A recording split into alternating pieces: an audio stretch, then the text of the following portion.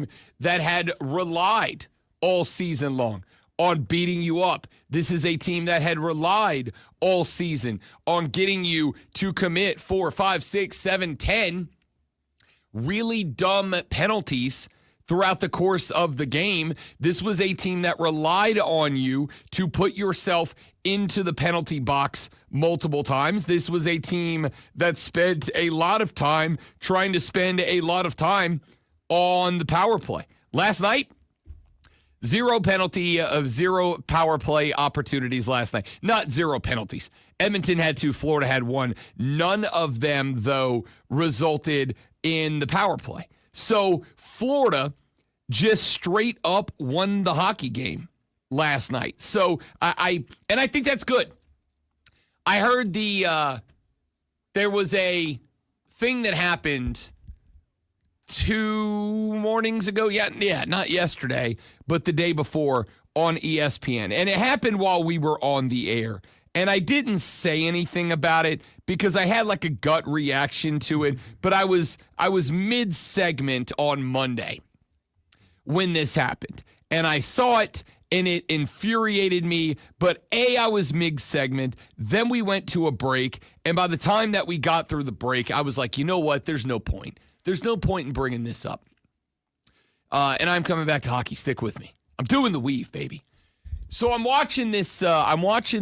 This segment on Monday on ESPN's morning show, Get Up, and they come back from a break.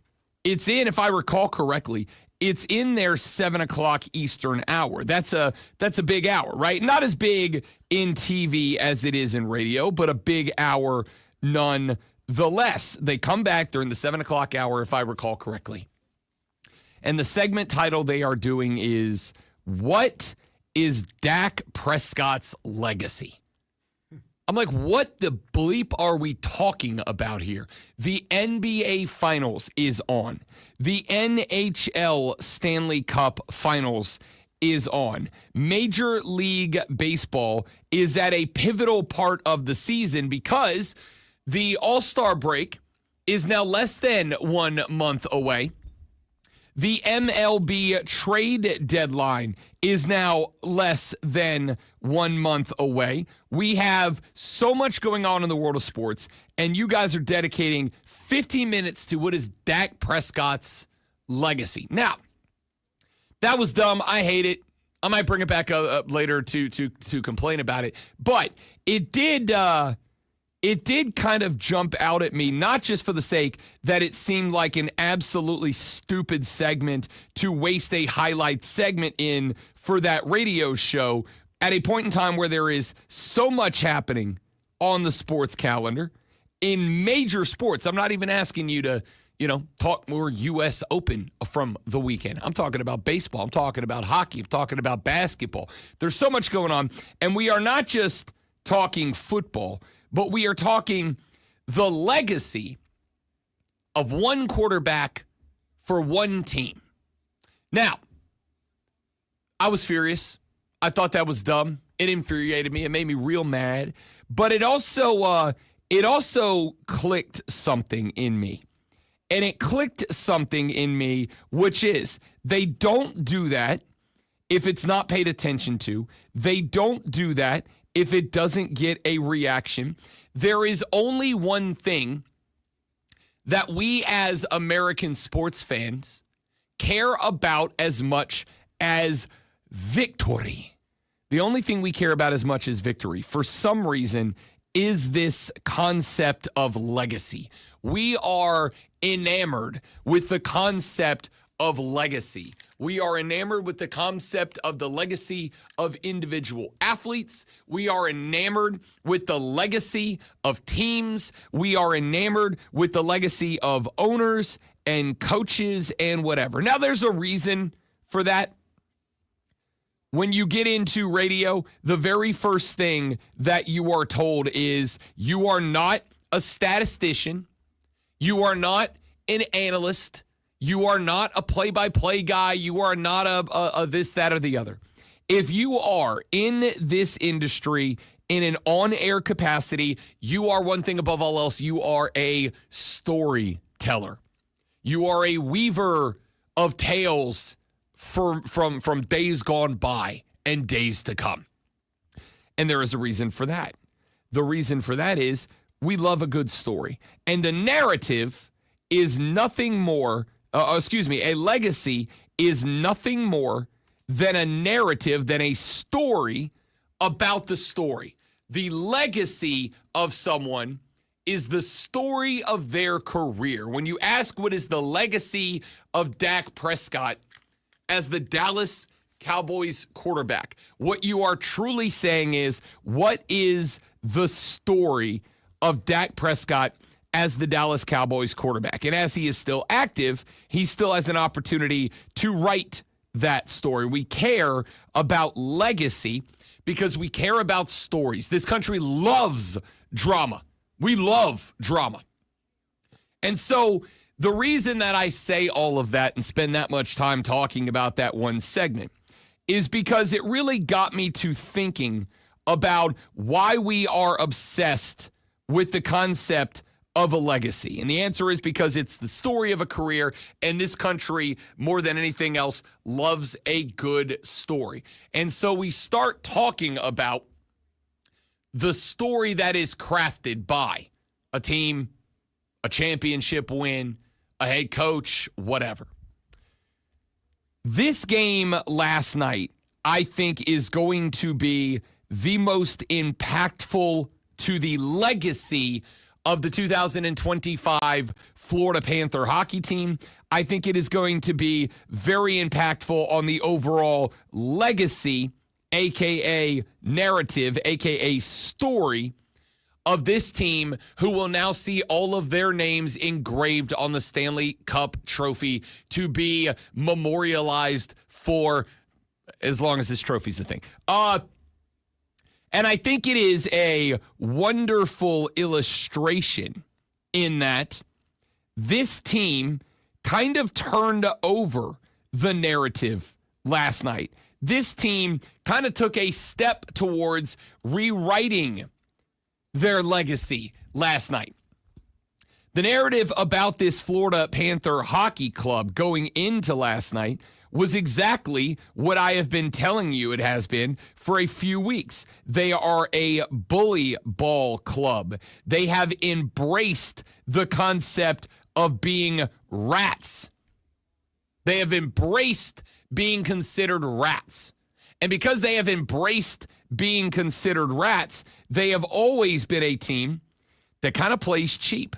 They have always been a team that kind of plays dirty. They have always been a team that kind of plays with antagonism. They want to poke, and they want to prod, and they want to aggravate the bleep out of you. It is the hockey version of stop hitting yourself, stop hitting yourself, stop hitting yourself, stop hitting yourself. You know that thing? If you're like me and you happen to have a younger sibling, this will ring very true to you. It's that thing that your younger sibling used to do all the time, where they just aggravated the crap out of you consistently and nonstop. And as they aggravated the crap out of you consistently and nonstop, they wanted a reaction. They wanted you to hit them or throw them on the ground or take their thing away from them or whatever. So that the very second that you did that, the very second that you hit them or took their thing away from them or whatever, they could go, Mom! And mom and dad would come down the hallway and they'd go, oh, big brother hit me, big brother took my thing, and you got in trouble for it. That was Florida Panther hockey, man. They just kept saying, stop hitting yourself, stop hitting yourself, stop hitting yourself, until you hit them back. And then they called mom, the refs. And the refs would throw Big Brother in the penalty box, and then they got to play with all your toys while you were in timeout. That was the Florida Panthers. Till last night. Until last night. Last night, the Florida Panthers said, hear us out. What if we just beat your ass? Hear us out. What if we just play better hockey than you? What if we beat you off the draw, beat you on the forecheck, get you out of position by playing good hockey, and score more goals than you do. That's exactly what happened last night. That's exactly how it went down. And I think that because that's how it went down, the legacy of this team, the narrative of this team, the story of this team maybe got flipped on its head. And is one game enough to do that? After a year of being bully ball, after a year of being rats, after a year of being the antagonist in every story, is one game enough to be considered a redemption arc? Is one game enough to be a redemption arc? Is one game enough to say, yeah, it turns out this team was really just damn good at hockey? I think in the regular season, the answer would be absolutely not. But I think in the postseason, the answer is hell yeah. If it is a game that allows you to watch Alexander Barkov skate over, grab the cup, hold it on top of its head, and listen to an arena of fans lose their gosh darn minds because for the second time in as many years, the Florida Panthers are Stanley Cup champions. Man, it feels good to be a Sunshine State kid today. Doesn't it? Feels real good to be a Sunshine State kid. So, congrats to the Cats for getting the Stanley Cup for the second time. As Gary Bettman said last night, winning the Stanley Cup is hard. Winning it twice is really hard. Repeating as Stanley Cup champions is damn near impossible. And they pulled it off last night. We'll talk more hockey later on in the show. I got a lot of other stuff I want to get to today. How about them Atlanta Braves, baby? What a dub last night for the Bravos, walking off the New York Mets in 10. I'll say it, a shock of a W last night for Los Bravos. I mean, it is what it is, a shock of a dub. We're going to talk about that. Marcelo Zuna comes up clutch with a 3 RBI double in the 8th inning to tie up a 4-1 ball game. Austin Riley walks it off bottom 10. We're going to talk about that and what that win might win. We're coming to that here in just a little while. I am going to talk about the WNBA today, and you're all gonna like it. Even those of you that aren't into it, that don't get it, that don't like it.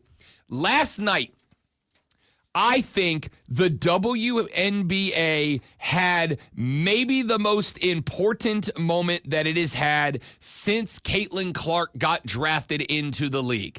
There was I don't want to say scuffle, a series of scuffles last night in a game between Caitlin Clark's Indiana Fever and the Connecticut Sun. It got chippy, as the announcers love to say whenever two guys or two gals get into it. It got chippy, but it didn't just get chippy. There was also 2 moments in that game, in a moment in the post-game presser that I went, that's how you get them on board.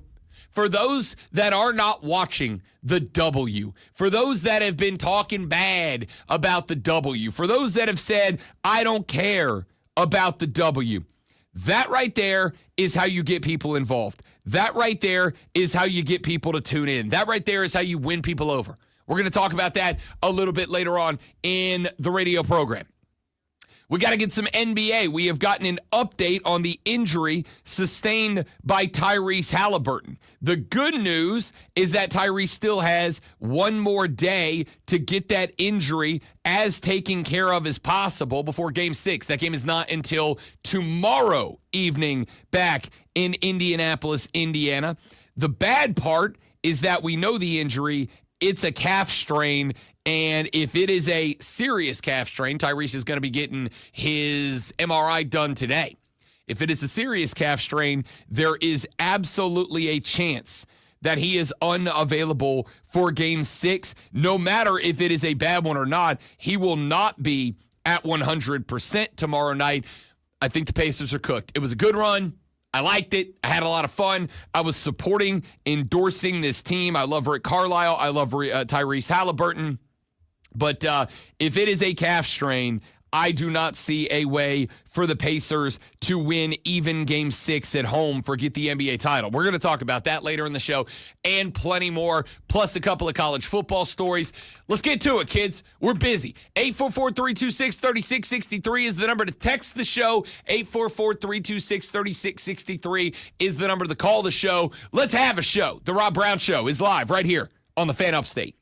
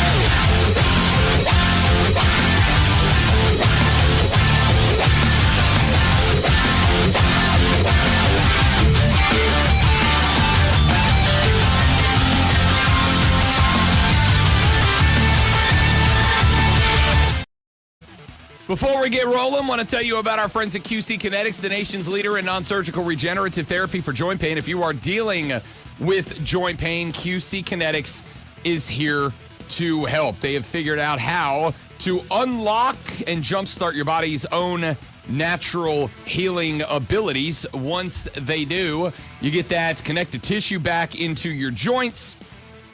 That joint pain goes away because the inflammation goes away. You know what else goes away? The impact it has on your life. Go to their website, qckinetics.com, qckinetics.com, or give them a buzz today at 864-448-3772. 864-448-3772. Mention the Rob Brown Show. Get a consultation for free. Feel better, faster, naturally with our friends at QC Kinetics. We are going to we're going to be talking about a lot this morning. Get some baseball, some Braves ball in here for the first time in a while. I'm actually going to talk about the Braves while I'm in a good mood about the Braves because, hey, even if the season is a total wash already, they beat the Mets and bleep the Mets. You know what I mean? Like, as a Braves guy, you as a Braves fan, you take a hate to one of two teams. You take a hate to the Phillies or you take a hate to the Mets. I picked or was born into hating the Mets. I don't really know why. It's just what happens. Either way, got the dub, and I'm going to talk about them and actually give the team a little bit of credit later on in the show. So we're going to circle around back to that. I think there was a massive moment of growth in the WNBA as a league last night. We're going to get into that here in a little while. But when a championship trophy is handed out in one of the big four, obviously it is going to be the highlight discussion on the radio program. And that's exactly what happened last night. 4-2, 5-1 on the score line last night. The Florida Panthers have now gone back to back as your Stanley Cup champions, and that's a big snag. It's a big snag. To go back-to-back in the NHL is very, very difficult. It is something that is exceptionally rare. It is something that, this is a... The question mark got thrown out last night. Is this now a dynasty? They have been to 3 consecutive NHL Stanley Cup finals. Dating back to 2020, they have more playoff wins than any other team in the National Hockey League. Much like it is anytime we start having a conversation about whether a team is a dynasty. My answer is almost always the same.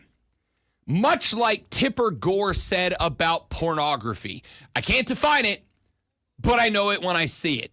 And the line between pornography and art is a very blurry line. What some people may see as an artistic depiction of a nude body, some people may look and go, that's porn.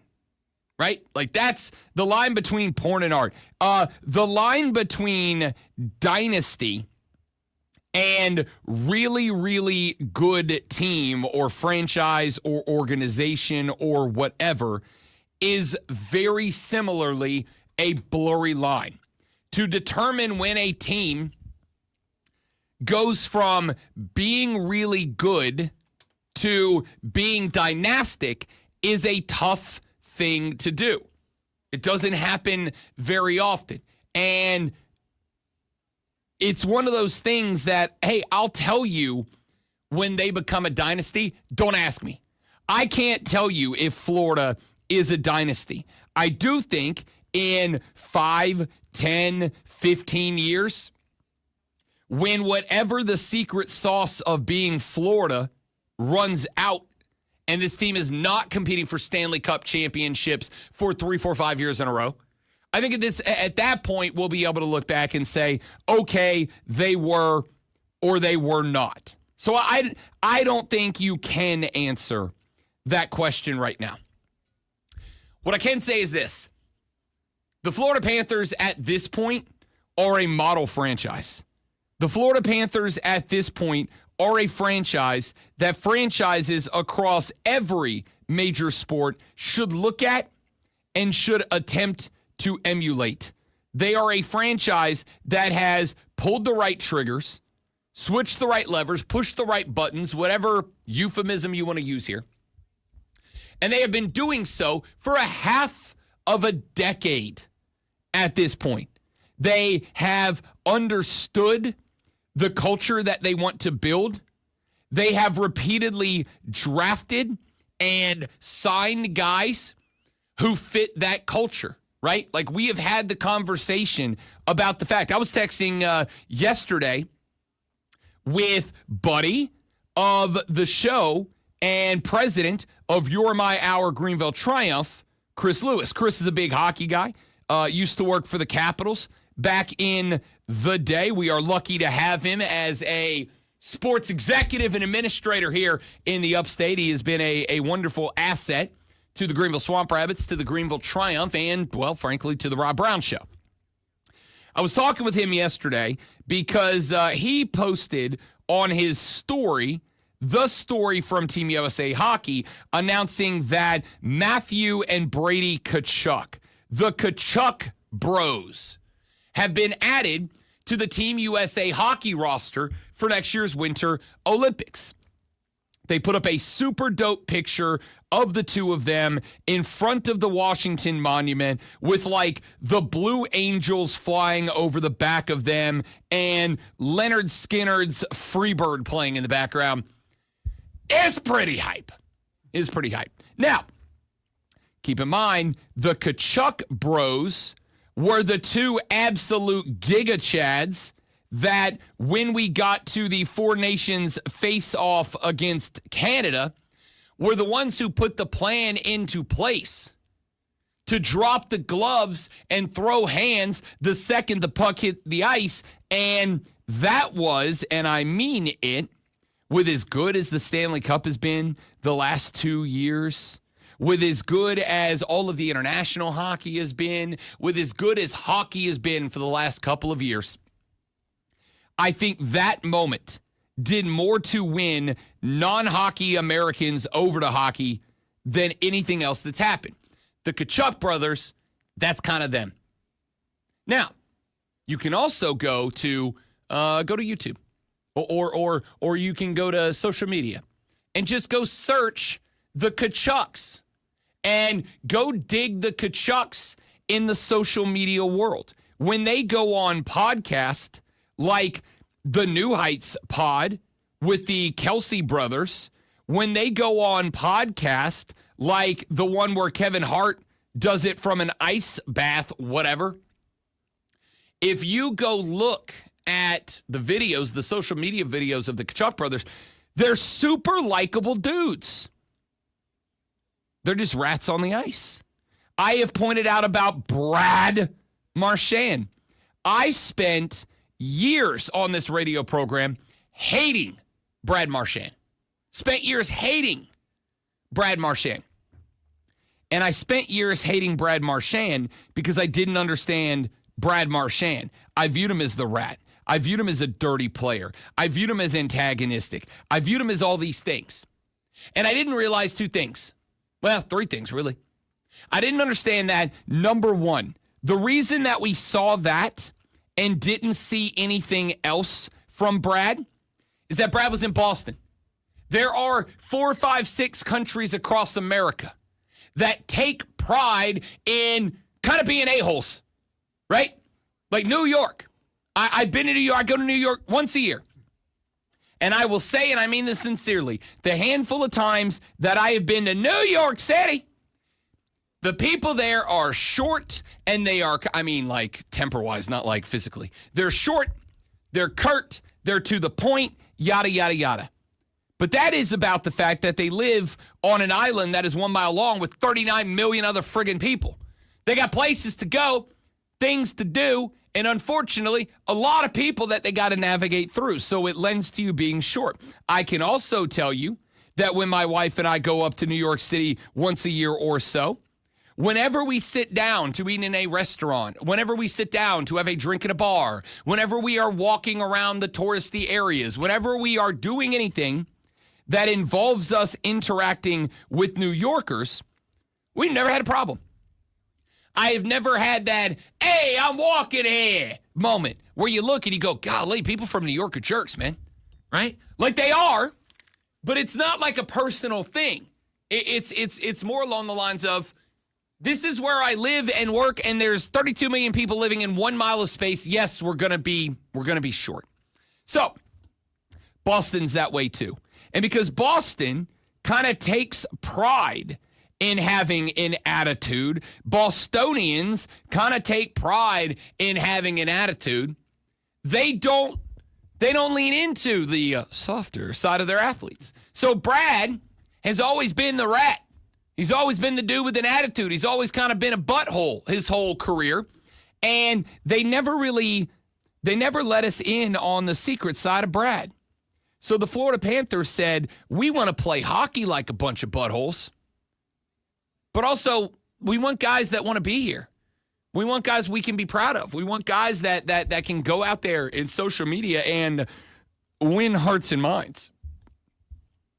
So they bring down Brad. And how many clips just over the Stanley Cup run have I played of Brad being a likable dude?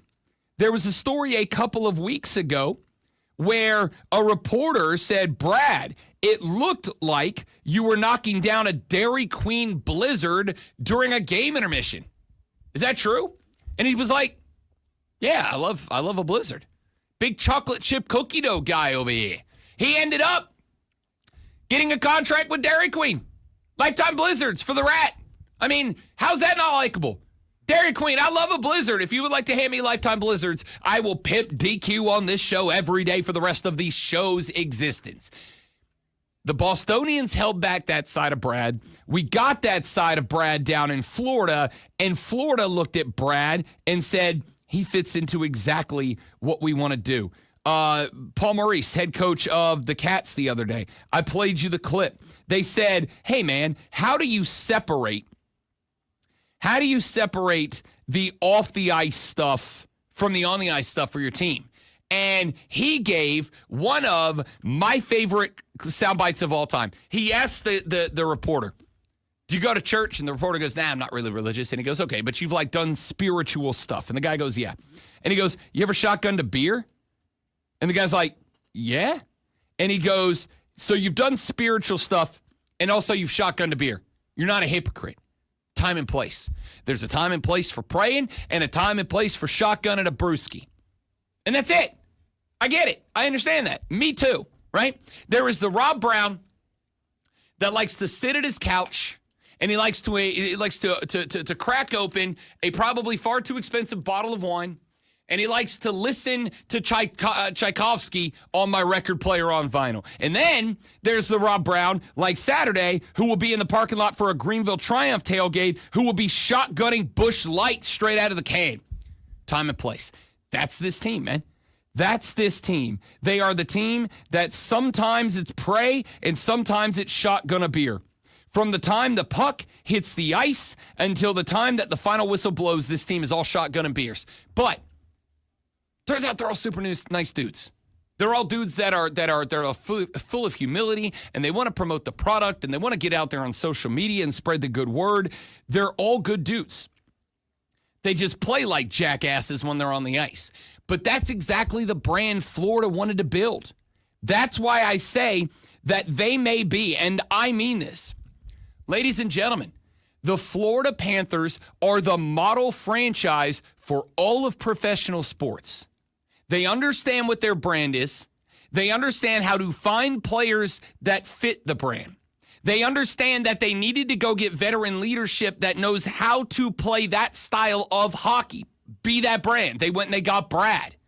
They understand out of Paul Maurice how to get the best of that brand on the ice, but keep the boys likable and humble off of it. They built exclusively to that brand, and nobody can beat them right now. You can talk about the Pacers and what they've built, and it's been fun to watch. You can talk about the Thunder and what they've built, and it's been fun to watch. You can talk about the Chiefs and what they've built, and it's been fun to watch, or the Eagles and what they've built, and it's been fun to watch. But I mean it. The model franchise in all of professional sports right now is the Florida Panthers, because they know their brand. They built a roster to the brand. They coach around that brand. They sell that brand, and nobody can beat them because there is not a chink in the armor of that brand, and you should be impressed by them. I know I damn sure am.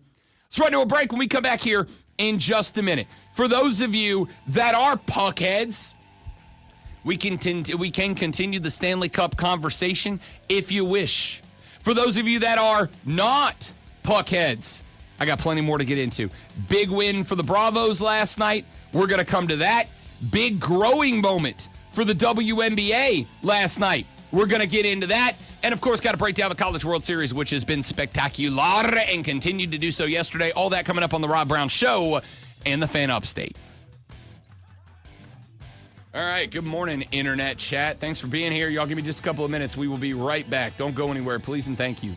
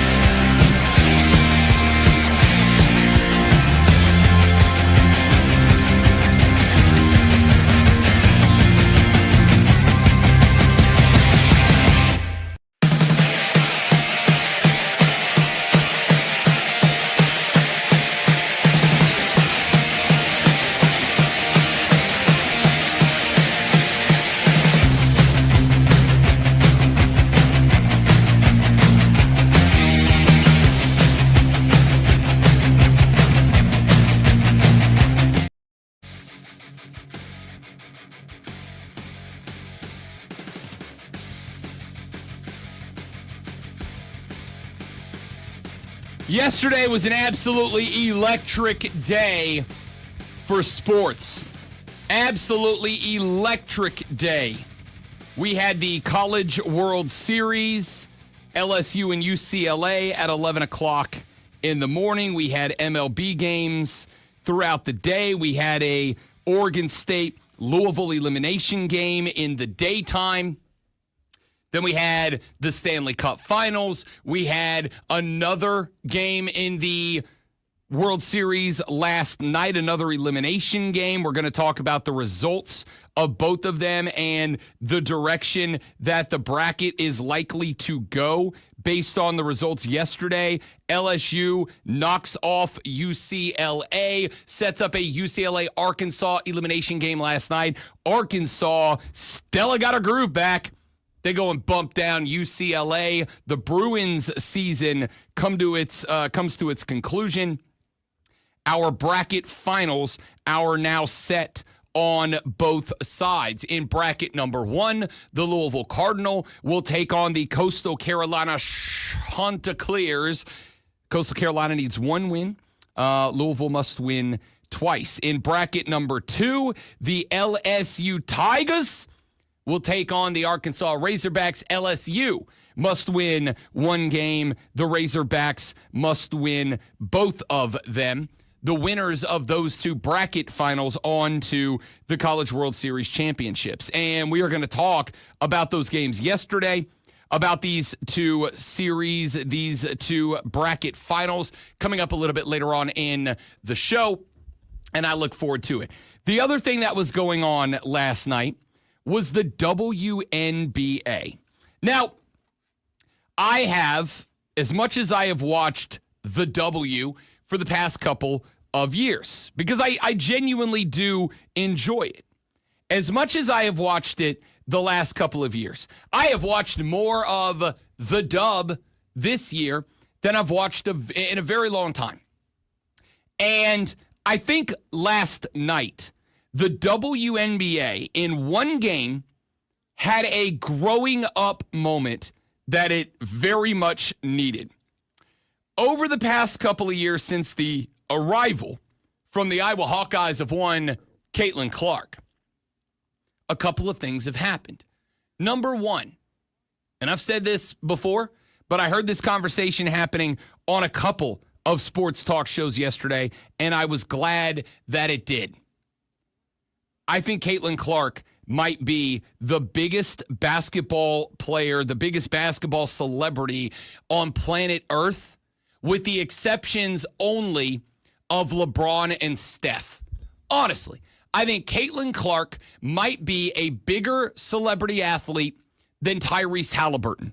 I think she might be a bigger celebrity athlete than Shai Gilgeous-Alexander, who just won the NBA MVP.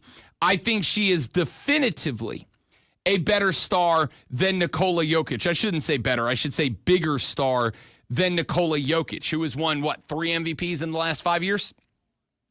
I think she is a bigger celebrity than all of them. And yes, as much as we want them to be great athletes, for the growth of the game, they got to be celebrity too. And I think Double C might be the third biggest basketball celebrity maybe on the planet right now. I think it's probably LeBron 1, Steph 2, Double C 3, everybody else fighting for 4th, men's and women's. And while I don't think that is a hot take, I think it is accurate. In fact, while I was saying that, Caitlin Clark had a commercial on the television, and a Caitlin Clark advertisement showed up on one of the websites that I have open on my monitor battle station here at the studio. I think she's a massive celebrity. One of the problems that the WNBA has had the last year and a half has been that I don't know if it is out of jealousy. I don't know if it is out of competitive nature. I don't know what the reason is. But everybody in the WNBA who's not the Indiana Fever over the past year and a half have taken a real shine to beating the crap out of Caitlin Clark. They hammer this girl when she is out there on the floor. Again, maybe it's because they're jealous of her. That's the narrative that is thrown out there by a lot of defenders of 22. Maybe it is because she just kicks their asses all the time and they don't know how else to stop her. Maybe it's for any number of reasons. At the end of the day, it doesn't matter. It is happening. It is something that has been happening since Caitlin Clark arrived on the scene after her Iowa career. But last night, something different happened. The Connecticut Sun, who were locked up in a contest with the Fever last night, and as much as I've watched the W, I didn't have this game on the screen yesterday. I had Major League Baseball. I had the Stanley Cup Finals. I had NBA breakdowns constantly as we are getting set for an elimination game today. I had a million things going on. I didn't check. And on top of that, I really thought that the Fever, who handed the New York Liberty their only loss in a 9-1 record in Caitlin Clark's return on Saturday, I kind of thought they were going to beat the Sun by like 30. So I didn't really check in to this game. And as I started getting back onto social media towards the end of the evening, all of a sudden I look and I see that Caitlin Clark is trending. Fever is trending. Sophie is trending. Like all these different WNBA connections are trending. So I went and I checked out what happened. And the answer was that there were multiple scuffles within that game. There were multiple spots within that game where there were fights, where Caitlin Clark was getting knocked around, where Sophie Cunningham and J.C. Sheldon for the Sun were getting into it, where Lindsay Allen was catching tees. Like there was Marina Mabry. There was so much going on. Effectively, it started because Caitlin Clark was dribbling the ball around the top of the key, and one of the defenders got into her face and hit her across the bridge of the nose, caught her in the eye. And that got called in real time, ended up being upgraded to a technical, not an ejection, but to a technical. And Caitlin Clark, as a response, as she was getting away from that player, kind of pushed off of her. Well, then Sabrina Mabry came over, threw the shoulder into Caitlin Clark, knocked Caitlin Clark to the hardwood, and then it just got chippy the rest of the ride. Now, the reason that I say that I think this was a genuine growing moment for the WNBA is this. For the past year and a half, Caitlin Clark has been getting the hell beat out of her, and nothing's been done about it. Referees haven't been doing anything about it. Other players haven't been. People haven't been doing anything about it. And it has become a problem. Yesterday they did. Yesterday, Sophie Cunningham started tackling chicks to the hardwood. Yesterday, the Indiana Fever at large, it was very evident that they had enough. They had enough of her getting knocked around. They had enough of her getting beat around. They had enough of the physical contact, of the flagrants, of the fouls, etc. And they got after Connecticut, started throwing them to the hardwood, started getting them in the paint, started D'ing up on them, started playing hard-nosed basketball, and a few times getting at it after the whistle. And I loved all of that.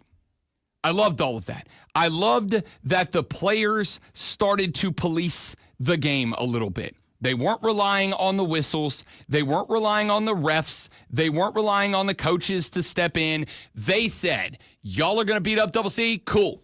We will beat all of you. We will throw you to the hardwood. We will take you down. It was good to see the Fever start to defend Caitlin Clark. But the moment that got me was on top of all of that. After the game, post-game press conference, Caitlin Clark sitting down with the head coach, sitting down with some of the other players, and the media is obviously trying to get her to elaborate on this. They're like, hey, what'd you think about this and that foul and that tech and this little physical altercation? What'd you think? And Caitlin Clark just said multiple times, I'm here to talk about basketball. Y'all want to talk about basketball. Y'all were here to watch basketball. You're here to cover basketball. Let's talk about basketball. She was not going to give the Connecticut Sun or anybody else in the WNBA a second of thinking that they impacted her, affected her, got into her head. She wasn't going to let them have that. And I thought that was absolutely a Kobe-style take on that. I am not going to let you know whether or not being what you were today impacted me. And on top of that, you don't know, but now you know that if you try that again, Sophie Cunningham is happy to throw a John Bradshaw Layfield clothesline from hell across your neck. If you try that, the gals are willing to go battle royale under the basket to make it quit. That was a moment of growth for the Fever. It was a moment of growth for the WNBA. It was a moment of growth for the game of women's basketball. It was the first time in the career of Caitlin Clark that I looked and I went, yo, they ain't here to play. They ain't here to play. And if they got to bust some asses to prove it, they will. I am in. Subscribe. The Fever are now even more must-see TV. All right, we'll check back in on that topic later on in the show. Hour number 2 just around the corner. Got your sports flash coming up here. Then we got your water cooler cheat sheet on the other side. It's the Rob Brown Show in the Fan Upstate.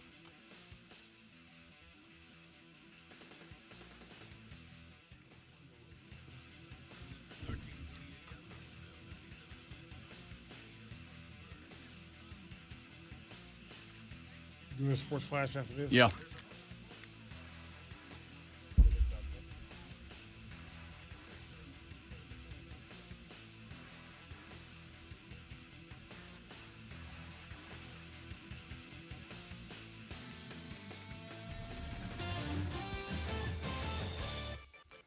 The Stanley Cup belongs to the Florida Panthers. Knocked off Edmonton last night 5-1 to take a 4-2 series victory. Sam Reinhart scored 4 times in the game, opening 4.5 minutes into the first, getting number 2 just minutes into the second, and grabbing a pair of empty netters in the third. Matthew Tkachuk scored the other Florida goal. Carter Verhaeghe recorded 3 assists. Alexander Barkov had a pair. The Conn Smythe Trophy went to Panthers forward Sam Bennett, who led the playoffs with 15 goals and was tied for second with 22 points. The Braves walked off the Mets in the 10th last night to earn a 5-4 victory in Game 1 of a 3-game set over their division rivals. Spencer Schwellenbach went 7, giving up 6 hits and 4 runs, striking out 8. The Braves struggled from the dish early, but picked up 7 hits, including a game-tying 3-run double from Marcell Ozuna. In the 8th, Austin Riley walked it off with a sac fly in the bottom of the 10th. And the injury sustained by Pacers star Tyrese Halliburton in Game 5 has been described as a calf strain. MRIs will be conducted today to determine the severity. Halliburton played 34 minutes with the injury, but finished the game with 0 field goals, had 6 assists, and was seen limping out of the arena. His availability of Game 6 is unknown.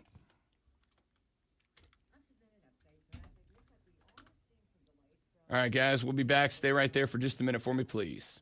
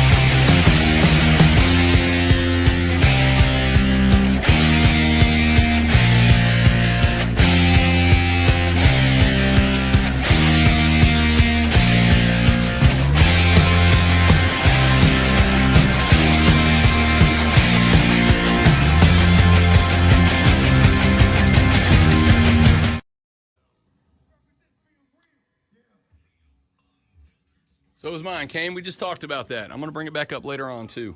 I think it was a big moment for the Dub.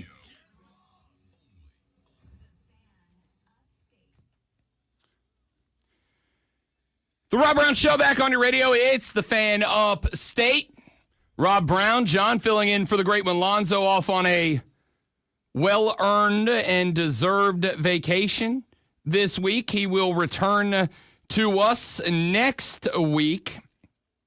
Let you know, a little spring cleaning for you as we are in the waning days of spring. The summer solstice just a couple of days away, and then it will officially be summer across these great United States of ours. We will be off tomorrow, out tomorrow in celebration of the Juneteenth holiday. Obviously a very important holiday in these United States, a moment that celebrates the end of slavery across the United States, a day that should be honored and celebrated across these great United States. We will be off tomorrow in reflection of Juneteenth. We will be here on Friday morning, and then we'll be back, obviously, to our regular broadcasting schedule next week, which we will stay on until the next holiday, the 4th of July. Look forward to being back with you on Friday after we take off to celebrate Juneteenth tomorrow.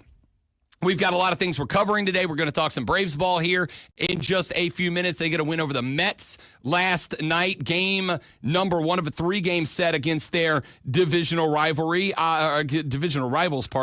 I do think that this season is over for Atlanta. I think it is a wash. Is there a chance that I am wrong, that I wrote it off all too early, that the Braves could make some sort of weird push in the second half? I mean, sure, there's also a chance I win the Powerball lottery. You get me? You feel me? Probably not. On the table? I guess technically so. Last night was a good step if that is going to happen, and the unlikely was to occur. We're going to talk about that game here in a minute. Spent a few minutes in the last hour talking about what I thought was a major moment of growth last night for the WNBA. A moment that I think can go a long way towards getting people interested. Now, the W have to figure out a way to keep people interested, and I do not think that having multiple fisticuffs every game is the answer for that. But I do think it's on the table that the WNBA has a massive opportunity in front of it because of what went down in the Fever Sun game last night. We talked about that. We'll bring it back up later on in the show. We got to get a little college football in here because, hey, it's peak off season. It is, as I call it, magazine season, baby. We're about to see Athlon and Phil Steele all drop their season preview mags, which means it's time to start ranking things. That's what you do in the college football offseason. You rank things heading into the season. And I will also let you know that it is now official and confirmed. We will be in attendance at both SEC and ACC Media Days this year. I do not know what the schedule yet is going to be for ACC Media Days. I do know that this show will be live for at least a day or two. I also know that Wire to Wire with Cole Bryson and Diesel will be live from ACC Media Days for at least a day or two. I will also tell you that this show, The Rob Brown Show, which airs weekdays from 6 till 10 a.m. here on the Fan Upstate, will be live across the entirety of SEC Media Days. I will be heading over on Sunday, July 13th. We will stay there through Thursday, July 17th. The Gamecocks up first. They are on Monday. I am currently working on booking interviews with Shane Beamer, with whatever players will be representing the Gamecocks at SEC Media Days, but I will also be working to get other SEC figureheads on the show, both live in the mornings and recorded throughout the day and played back for you the next day. So stay tuned for that. The Rob Brown Show and the Fan Upstate will be live at SEC Media Days on July 14th 15th, 16th, and 17th. All of that coming up for you in the next month or so. Coming up for you right now, as it is 7:06 in the morning and you have got 54 minutes before you've got to get to the office, is the water cooler cheat sheet. The top 3 sports stories that you need to know before you get to the office this morning and start talking sports with your coworkers or your family or your friends, whoever you care about. When you do, and it's time to talk sports, you need the water cooler cheat sheet. Let's get to it. Item number 1 on the water cooler cheat sheet this morning, as we have mentioned already, ladies and gentlemen, the Stanley Cup champions are, for the second time in a row, the Florida Panthers. They get the job done last night, a 5-1 game victory over the Edmonton Oilers. They would claim the series 4-2. An absolute banger of a game from Sam Reinhart. 4 goals in this one. He would get goal number 1 4.5 minutes into the first period of play. They would turn around and get another goal out of Matthew Tkachuk 15 minutes later. 2-0 to the Cats in favor after 1 period of play. Florida would be relentless and not let off the gas pedal. Reinhart would find goal number 2 17 minutes into the second period of play. That made it 3-0 Panthers. The panic began to set in for the Edmonton Oilers at that point. We get to the third period. Once again, all Florida. Sam Reinhart would find his third and fourth goals, 13.5 and then 15 minutes into the third period. That made it 5-0 Florida. Edmonton would get a meaningless goal out of Podsy with less than 5 to play in the game. That made it 5-1. That was your final scoreline. Also for the Panthers, 3 assists on the night for Carter Verhaeghe. Alexander Barkov had a couple. Lundell, Listerinen all had assists. So did Ekblad. I mean, everybody getting involved for this team last night. Florida was just the better hockey team. That's all there is to it. Florida was the better hockey team, and most importantly, Florida played a style of hockey that I think rewrote the narrative about the 2025 season for this team. They rewrote the narrative about this team. They rewrote the narrative about this season. The narrative about the Panthers coming into this game last night was that they're bullies. They're rats. They're going to cheap shot you. They're going to hit you off the puck. They're going to get right up to the borderline of penalties, but they know how to not go over it. And they are going to get you to react. And they are going to get you to wear out a path from the penalty box to their side of the ice. They didn't have to do that last night. Last night, they just played good hockey. In fact, Edmonton, only 2 penalties, no power plays given to Florida. Florida, just 1 penalty, no power plays given to Edmonton. Neither power play unit was involved. Neither penalty kill unit was involved for these two teams last night. Florida just played better hockey last night, and they were rewarded with the Stanley Cup. We'll talk more about that later on in the show, later on in the series. Let's go to item number 2 on the water cooler cheat sheet. The College of Baseball World Series underway. We had a trio of games last night that brought us to our bracket finals. We opened up in the AM with the conclusion of the LSU-UCLA game. LSU would get the better of the Bruins 9-5 in the conclusion to that game. That would, of course, send LSU to the winner's bracket. It would send the UCLA Bruins into an elimination game against the Arkansas Razorbacks last night.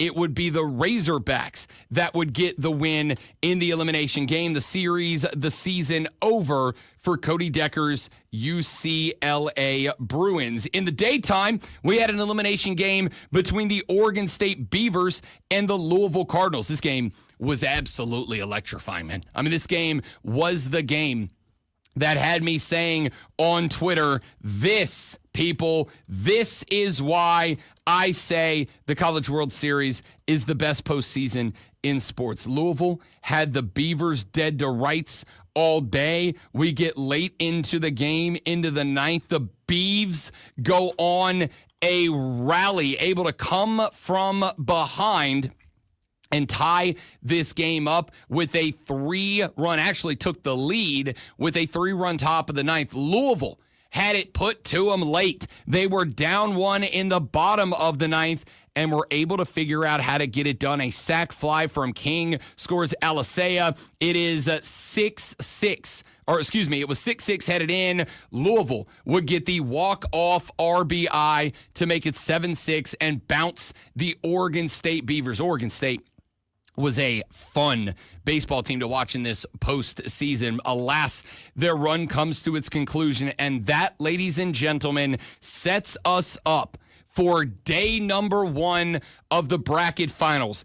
Game 1, day 1, 2 o'clock this afternoon, when the Louisville Cardinal take on the Coastal Carolina Chanticleers. That game's going to go first pitch at 2 o'clock, and then at 7 p.m. tonight, a rematch. And all SEC bracket finals. Arkansas, LSU, 7 p.m. first pitch. The Hogs are minus 130 on the money line to win this thing outright. But LSU playing good ball. LSU hitting the ball well. Inside of LSU's infield defense has been better than anybody else in the country right now. If you hit one back up the middle, you're out. That's been the way it's gone so far. Arkansas, of course, took the L to LSU in the tournament opener. Now they get a chance at revenge. Both LSU and Coastal are 1 win away from the College World Series finals.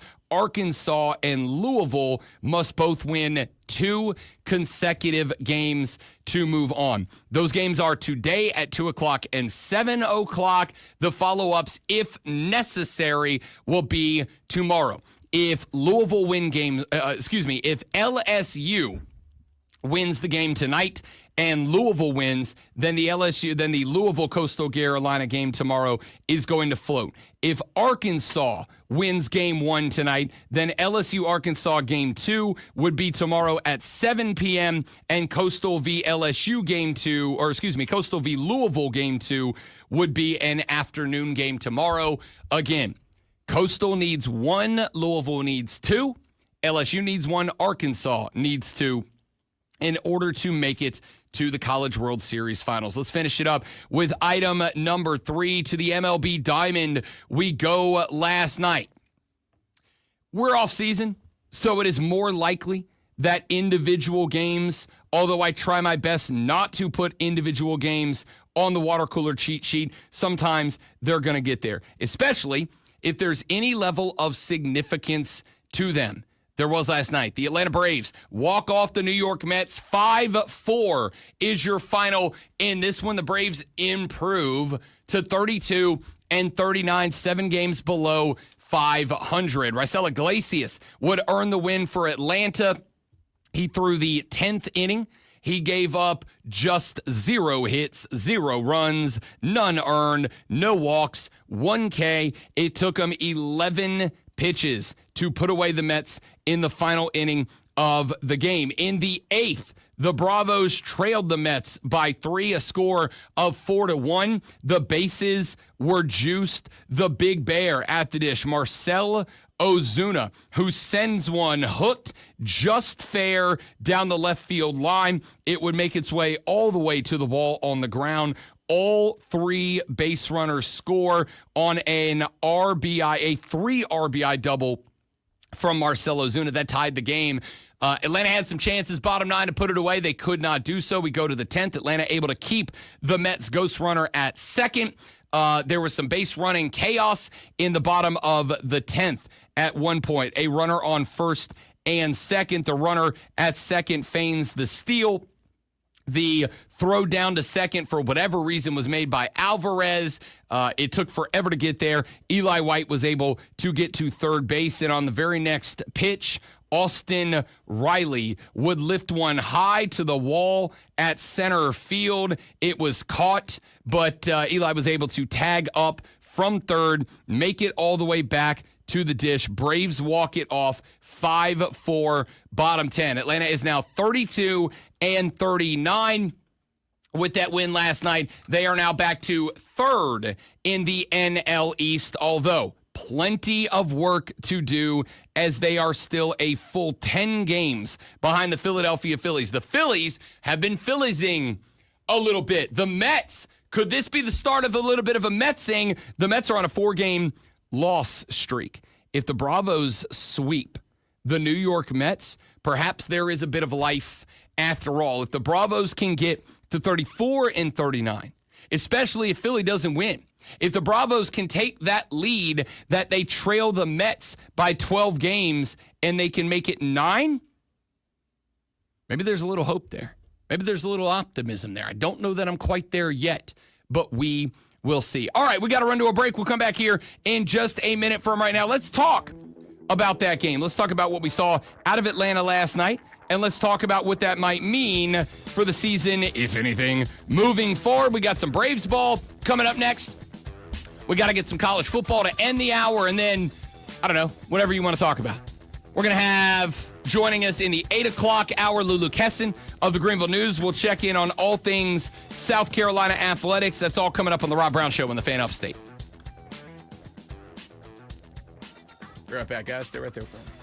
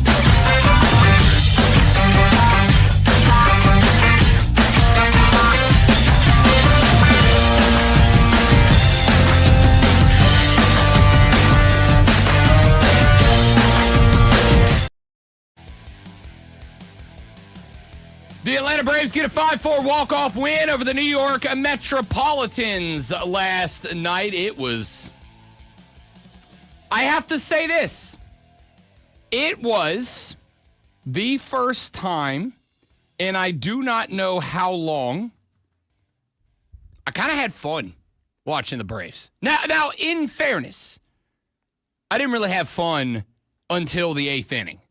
So, of a 3-hour game, 2.5, 240, whatever it was, probably about 2 hours and 10 minutes of it or so, I did not have fun. But then, I had fun.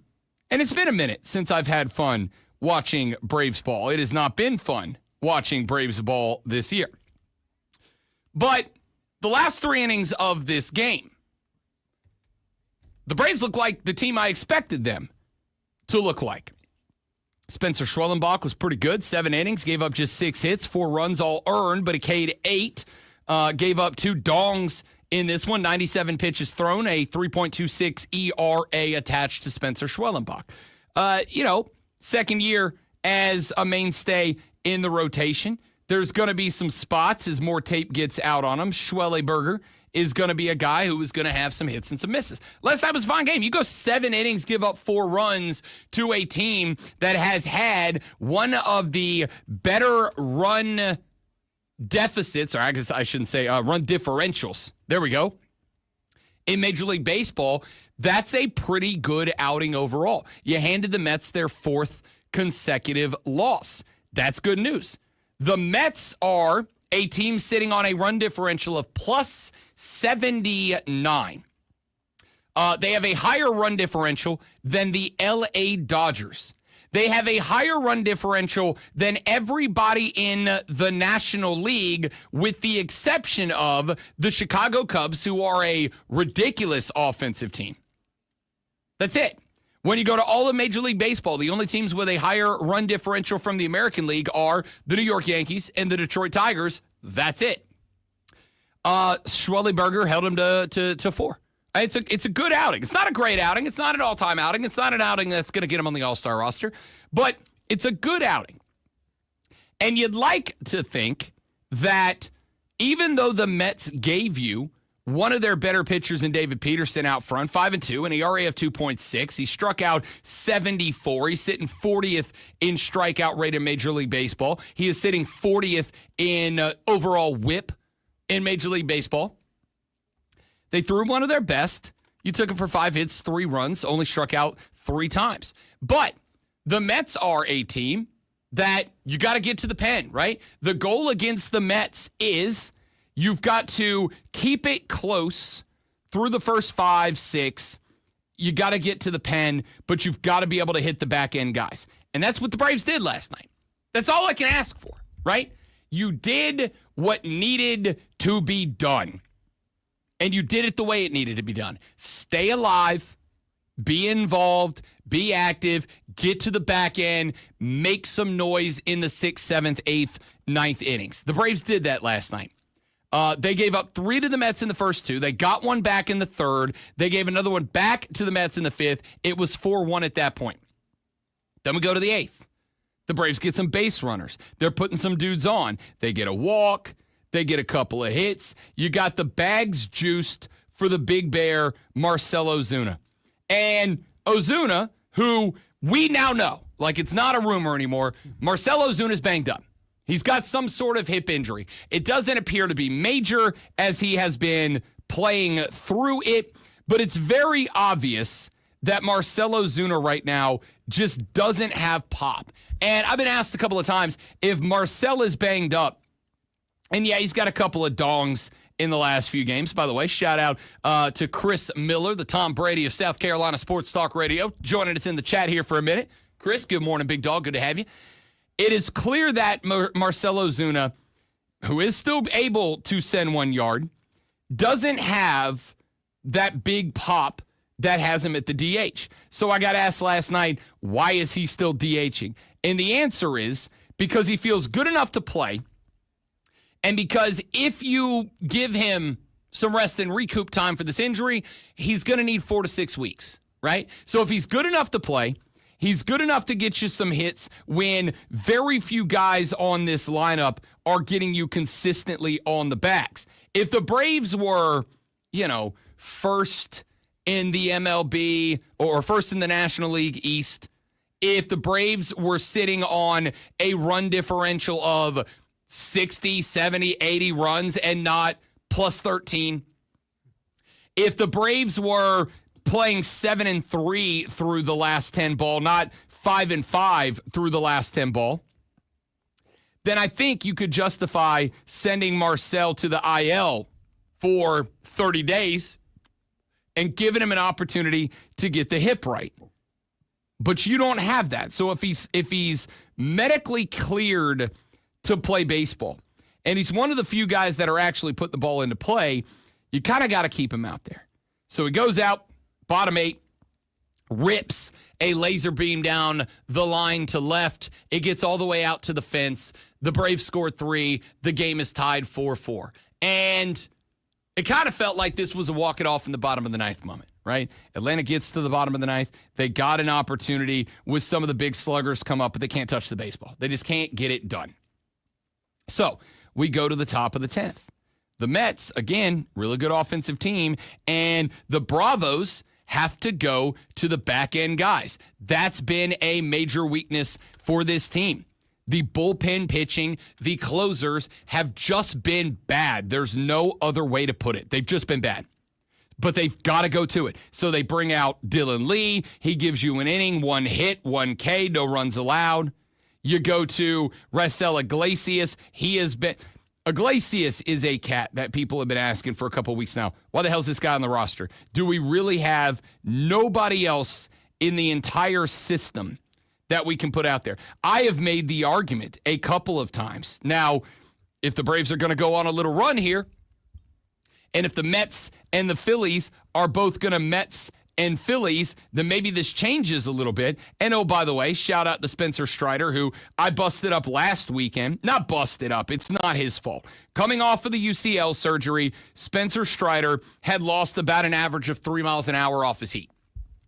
Spencer Strider is a power pitcher. He's a guy that wants to overpower hitters at the dish. And so losing that much Momo, that much velo off the heat is a problem. I made the suggestion about a week ago.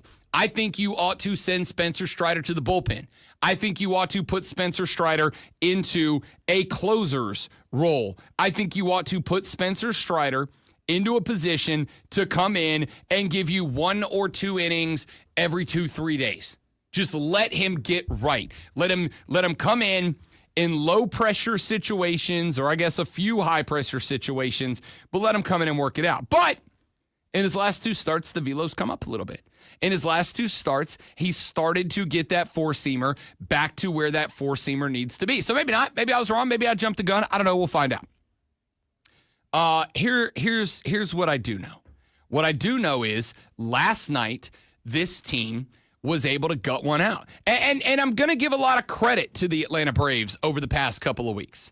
The credit that I'm going to give them is this. While they haven't been winning games, there really hasn't been a spot where it feels like the Braves aren't playing hard. I mean, I guess at the end of the day, I got to take solace in that, right? I got to take solace in the fact that there's at least some fight to the team. Like, they're clearly unhappy. I got Ronnie out here doing Ronnie stuff. He had a catch against the right field wall last night that it was like, damn, this kid still got it. This kid still got it. He's still good. It's not like they're playing soft, right? Like, they're playing poorly, but it's not like they're playing soft. So I guess I got to find some solace in that. And if there is a run in the Braves to close the gap, let's say, listen, if this gap gets closed to 6-7 games by the All-Star break, then maybe we come into the second half of the season, if games like last night keep happening, where this team gets down, fights back, finds a way to give themselves a chance. What I fully expected last night was after Big Bear tied it up at 4-4 in the 8th, I fully expected not Iglesias, because he threw the 10th, when Dylan Lee came in to throw the knife. I fully expected him to get shellacked, and the Braves allowed the Mets to score like 9 in the top of the 9th. put themselves in a hole and end up losing that game. That's what I expected. Didn't happen. Glad to see it. There's a little fight to this team. There's a little aggression to the team. They're still not good. They still got a long way to the top if they want to rock and roll. They're 7 games off 500. But they're just 10 games back of second in the division. They're still a ways off the wild card race as it stands right now. Right now, at 32 wins, they trail the Phillies in a wild card race. They trail the Brewers with 39, the Cardinals with 38, the Reds at 38. They trail the Giants with 41, and oh, by the way, Rafael Devers. They trail the Padres with 39 and the Diamondbacks with 36. They have 32 wins. There are, even after last night, the Nationals are now back behind the Marlins, or back behind the Braves, as are the Marlins. There's 2. The Pirates have 29. There's 3. The Rockies have 16. That is the list of teams. There are 4 teams in the National League with a worse record than the Braves. Now, do they figure it out? Does Ronnie juice them up? Did a little jump starter against the Rockies, even though they didn't get the sweep because they dropped game 3 because they're dumb? Did a 2-game set against the Rockies? Would getting the Mets, would taking 2 or maybe sweeping the Mets open the door for the Braves to feel themselves a little bit and go on a run? I don't know because, I'm waiting for the pen to keep giving away games. I'm waiting for another one of those games where the Braves scratch to 3 hits and leave 9 guys struggling out there, stranded on the bases. I don't know. But what I do know and what I took away from that game was this team's got fight, and I got to give them respect for that, even if the fight doesn't win all the time. Kind of like that dude that goes to the bar, and as soon as things get dicey, he's the little dude that takes his shirt off, right? Gets all busted up on everybody, and then as soon as punches start getting thrown, he fades, he KOs, right? They've got fight. They've got a little spunk. I like that. I can work with that to some degree. Now it's just a matter of consistency. Because if I look at a team 7 games off the pace to be at 500, and I look and I see that they are 5-5 through their last 10, even if the Nats are 10 or 0-10 in their last 10, the Braves are 5-5 in their last 10. And that includes a couple of series against bottom feeder NL teams and now one against the Mets. If they can get to that number where that number is sitting at 6-4, 7-3, then okay, maybe you give yourself an opportunity. But the Mets are 6-4 in the last 10, even though they're Metsing. They have lost 4 in a row. The Phillies are 6-4 in their last 10. You've got to play 7-3 ball to make up ground. I don't know if any of this matters. I don't think any of this is going to matter. But as Hawkeye said in Avengers Endgame, don't give me hope. Maybe somewhere off on the horizon, there's just a little glimmer of hope. Maybe somewhere off in the horizon, there's just a little shine of maybe they can do something here. They've got the fight. The bats look better. Let's not say good. The bats look better. They came through in some clutch spots last night. That they had to come through in some clutch spots. Marcel's 3 RBI double. Austin Riley with the walk-off. They had some spots last night.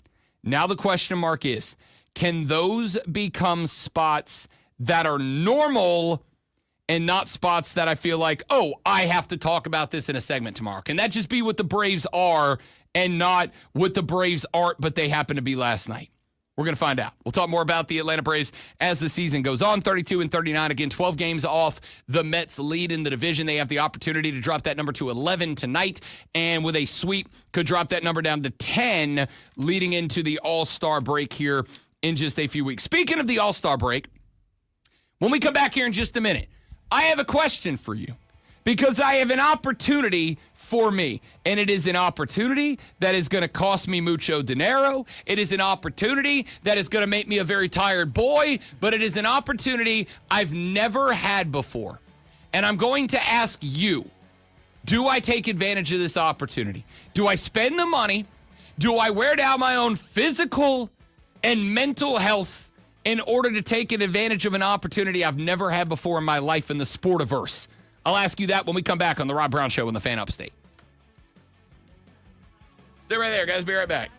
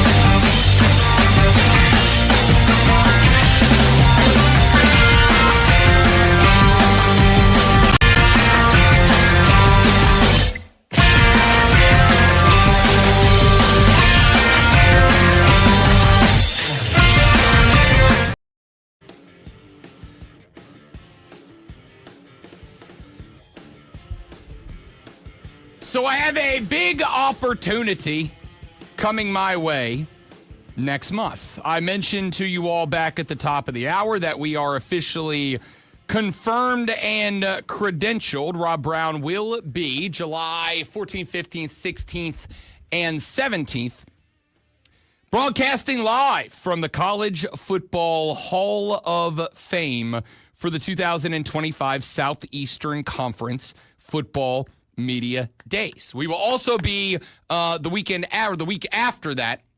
We will also be in Charlotte, North Carolina for the ACC Media Days as well. But the reason I'm bringing up the SEC Media Days and my attendance at that event for this particular conversation is not because of the SEC Media Days, which I'm excited about. I think I mentioned this on the show last week. I have not been to the College Football Hall of Fame yet, which is a damn shame because it's 2 hours away, and I'm a big college football fan. Aren't we all? I have not actually been to the College Football Hall of Fame yet. And my very first opportunity to visit the College Football Hall of Fame is going to be for a massive college football event in SEC Media Days. Now, I'm really excited about that. I'm pretty pumped because not only do I get to host the show for 4 days inside of the College Football Hall of Fame, but there's also going to be a media event where I will have exclusive access to the College Football Hall of Fame. Don't worry, as I am a trending influencer, I'll be creating social media content for you all. Make sure you follow me across all the social media platforms at The Rob Brown Show. I'm a branding genius. So the reason that I brought this up is that there is an opportunity involved here that I was not prepared for. And I didn't even think about this until last night when I was seeing the campaigns beginning around Major League Baseball, or I guess I should say continuing. They've been on for a couple of weeks now. But when I saw the campaigns underway from every Major League Baseball team to get their players elected to the 2025 Major League Baseball All-Star Game. That All-Star Game is being hosted in Atlanta, Georgia. And that baseball game is being hosted in Atlanta, Georgia during the same 4 days as SEC Media Days. The Home Run Derby and all of the other competitions and events will be on Monday. The All-Star Game itself will be on the 15th. That is on Tuesday. So I looked up tickets. I'm like, oh, hell, I'm going to be in the ATL. I'm going to be downtown. I won't be but 20 minutes away from the stadium. Do I buy a ticket to the All-Star Game? I have never been to a Major League Baseball All-Star Game. I would love to go to a Major League Baseball All-Star Game. Is it a glorified exhibition? Of course it is. It is a glorified exhibition featuring like the best 40 baseball players on planet Earth. Shohei will be in the building. Aaron Judge will be in the building. I'm assuming Chris Sale will probably be in the building. I don't know. We'll find out. But the Home Run Derby, which is an event I would love to go to, just for the memes, man, just for the lulz, just for the fun. Tickets to get into the Home Run Derby. Now, I looked this up last night, and I will acknowledge that I looked this up last night while also watching the Stanley Cup, while also watching the College World Series, while also watching the WNBA, while also watching, and of course having conversations with my wife because I love her. I looked up tickets, and I did like one quick dirty search. I went to like one ticket resale site and looked up what ticket prices are going for. The Home Run Derby, should I elect to go, at Truist Park, at the Battery, the Home Run Derby, to sit up top, not in a spot where I am in any particular position to catch a home run ball, which not only, had you better believe, would be dope as hell, but I'm keeping it. Okay? No, stop sending your kids with their grubby little fingers over to me. I caught it. It's mine. All right? To sit up in the upper deck for the Home Run Derby, tickets are going for. Again, one quick search. I'm probably gonna look around and see if I can find a better price. But to sit in the upper deck for the Home Run Derby is north of $330. That's the Derby.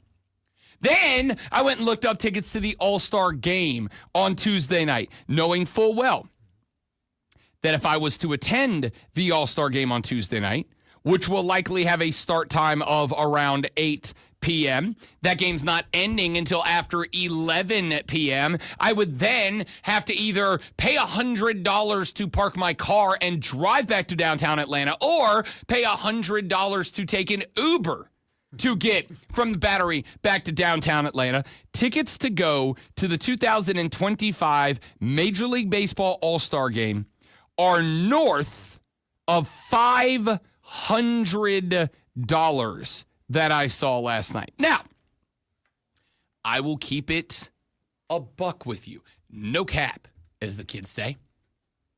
There are very few events that I would spend $500 on a ticket to attend. However, there are not no events that I would spend $500 on a ticket to attend. If my, shut up, stop laughing, New Orleans Saints ever make it back to another Super Bowl, I would spend $500 on a ticket to go watch them play for another one. I have two major regrets in my sports fan life. Number one, I never saw the Yankees play at Old Yankee Stadium before they knocked it down. I will never forgive myself for that. And number two, like a dummy, instead of selling everything I own and picking up the ticket to go watch the Saints play in their first, last, and only National Football League Super Bowl, I decided to be a good little employee and work a radio show remote that night. I could have been in attendance when my squad won their first, last, and only Lombardi. Instead, I was working for the man at a radio remote. So I, because of those two things, I try my best not to let opportunity pass me by when opportunity comes a-knocking. So here is my question mark. I got some big stuff coming up down the line that I got to pay for. I have a car payment that I am still working on, getting my rig paid off. The wife and I have picked our big international vacation for the year. We're going to go with a couple of friends later on in the year down to Mexico and spend a couple of days at an all-inclusive, child-free, adults-only resort on the Gulf of Mexico. I'm all sorts of jacked up about that, but it ain't cheap, man. It ain't cheap. It's going to cost a little bit, all right? We're going to have to dig into the fund a little bit. So knowing that I, for the first time in my life, have a monthly car payment that I have to take care of, knowing for the first time in my life that I got to deal with that, knowing that the wifey and I are headed down to Mexico at the end of the year to spend a couple of days sipping Bahama Mamas on the beach on the Gulf of Mexico in the sunshine, knowing I got to pay for that, knowing I got all this stuff coming up, and knowing that funds are not unlimited for your boy. How high should I prioritize attending my first Major League Baseball All-Star Game? Should I just go to the Home Run Derby? Should I drive? Is $300 to sit not in home run territory, is $300 worth it to go watch dudes put on a show? Is that worth it? Is it worth $500 to be in the building to watch the best, 50 players on the face of the planet play an exhibition baseball game? The adult responsibility side of me goes, no, dummy, of course that's not worth it. It's a practice game. It's an exhibition game. It's not worth dropping half a GER out of the bank account to go watch a handful of guys play an all-star game. It's not worth it. However, that little kid inside of me is real loud, man. That little baseball kid inside of me is real loud. That little baseball kid's like, hey, you ain't got no kids. You got adult money now. You're a grown-up. You can do whatever the hell you want. And you are telling me, Rob Brown, that the stars have aligned to place you in the city already. By the way, hotel's paid for. All right? Work's picking that up because daddy's going to the job. The hotel is paid for. The per diem's taken care of. The food and drink ain't on me. This trip to go to the ATL is only going to cost me whatever I want to do. I know I'm hitting up the aquarium one day. Shut up, big aquarium guy over here. I don't even have to pay to go to the College Football Hall of Fame. That's part of the gig. That's just included. My life's awesome. I love me. I love me some me. My job's awesome. So I know I'm hitting the aquarium one day. I know there's one real big concert that weekend that I'm probably going to head to. Like, the only thing that it's going to cost me is whatever I decide to do. So my question mark here is, do I drop $300 to go to the home run derby, not sit in the splash zone, but to watch the best power hitters in the game put on a show? Do I spend $500+ to go to the All-Star game and watch all of the best baseball players on planet Earth play an exhibition game? Or do I save that money? Do I make an extra car payment and get one step closer to paying off the rig?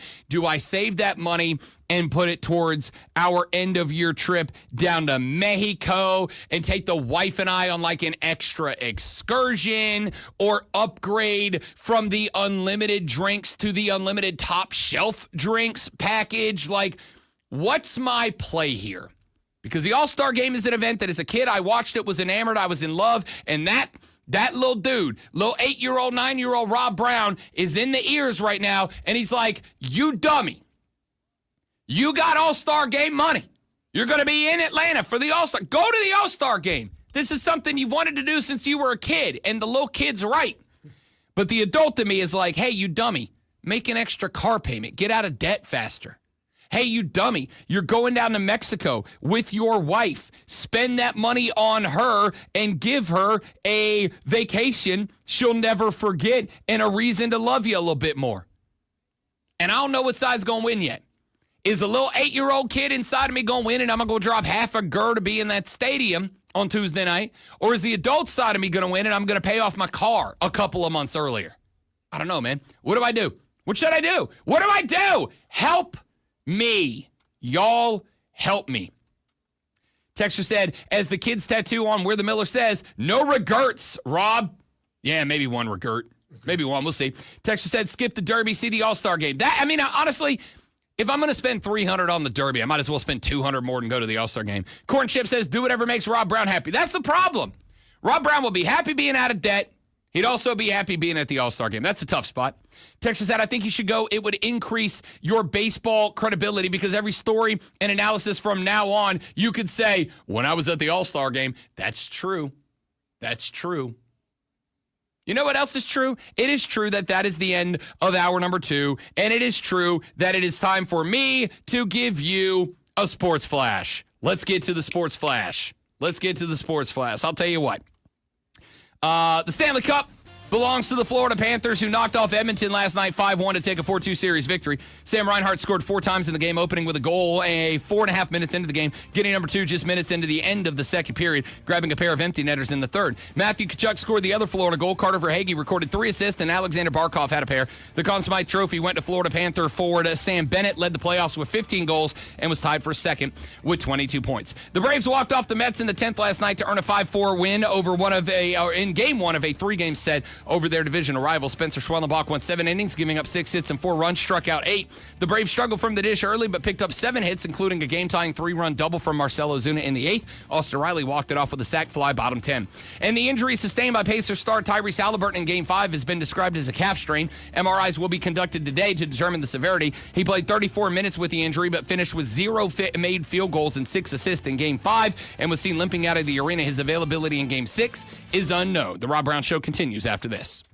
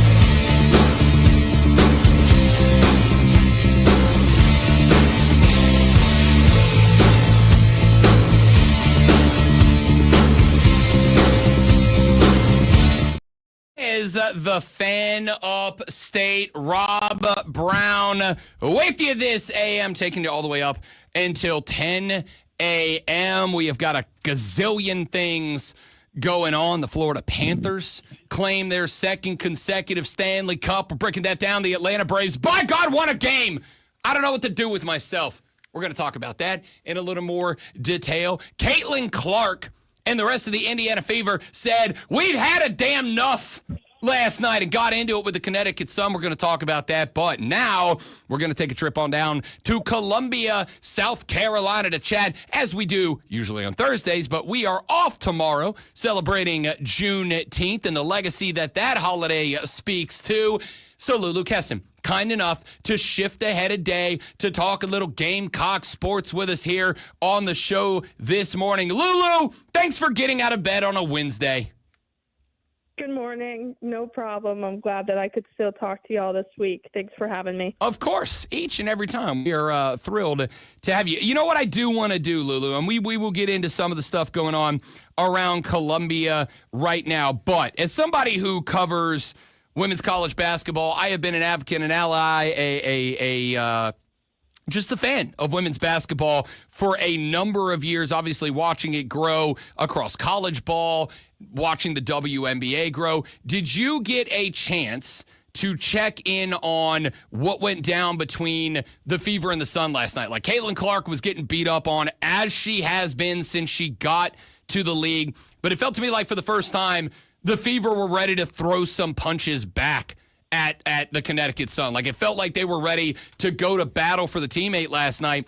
Last night, Lulu Kesson, I really did feel like the WNBA, which has seen the popularity grow immensely over the past couple of years, man, it felt like real good, tough, physical basketball last night, and I was thrilled to see it. Absolutely, and I think that's what Dawn Staley kind of always says, is that she wants people to treat the WNBA like a sport. And in the WNBA, there's going to be, rivalries. There's going to be people who don't like each other, and there are going to be fights. And I agree with what you're saying there. I think the second fight with the whole, after Caitlin Clark had gotten shoved to the ground, and there's stuff afterwards when J.C. Sheldon was, taking a layup and Sophie Cunningham sort of body slammed her to the ground. I think that's kind of a result of the refs not taking control of the game early. And I think that you can, value women's basketball in the WNBA and still think that the refs kind of lost control very early on. And I would say that if it was an NBA game, or honestly, like college men's or women's too, I think that you have to, when there's a fight early and you don't eject somebody who should have been ejected, it gets messy, kind of feelings and emotions don't go away. So I think that's more of what led to fight and kind of that whole issue number 2 later in the night. But I do think that overall it was just an example of how this sport is going to continue to grow the way it should, and that comes with rivalries. Oh, 100%. And I guess the takeaway for me, and I said earlier this morning, Caitlin Clark's been getting the crap beat out of her since she showed up in the league. And that she's not alone. Like, the WNBA is a physical league. It is a more physical league than a lot of detractors want to give it credit for. But she being the face of the league, and she is, hers just kind of shows up quite a bit. And I think one thing that's happened over the last couple of years, as this league has been recognizing its upward trajectory, has been recognizing the direction that it's heading, recognizing that they are gaining in popularity across all demographics, I think they kind of got to a spot, Lulu, where they're like, we don't want to mess with the formula. We don't want to overdo it. But the problem is, it's not policed itself, right? It feels like officials are almost hesitant to interject themselves into situations where the players are the focus, even when those situations are negative. I was glad to see, on a team basis, the Fever decide we've had enough, we're going to step up for Caitlin Clark. But more importantly, that when it happened and when Sophie Cunningham was out there hitting WWE finishers on Connecticut Sun players, I got on social media, and it was like the number 1, 2, 3, 9, and 10 trending thing on Twitter last night. people are noticing, and I give a lot of credit to Caitlin Clark. I give a lot of credit to Dawn Staley. You have a piece up on your Twitter account about Dawn having double-digit players that have played for her now in the W. It just all feels like there is a ton of momentum moving forward here. Absolutely, and I definitely think it's something to build off of, and I think that's why Dawn is super sort of just repeating herself all the time about getting, better TV deals and getting, college and the WNBA. Like, obviously the WNBA has signed some new television deals, but something that is more individualized, because as Dawn put it, like, even a year ago when the first contract negotiations happened, let alone, 3 years ago, that things in the WNBA and the spotlight it had were so different. And so it's time to kind of reevaluate all that it's bringing. And hopefully the next step is more accessibility when it comes to coverage.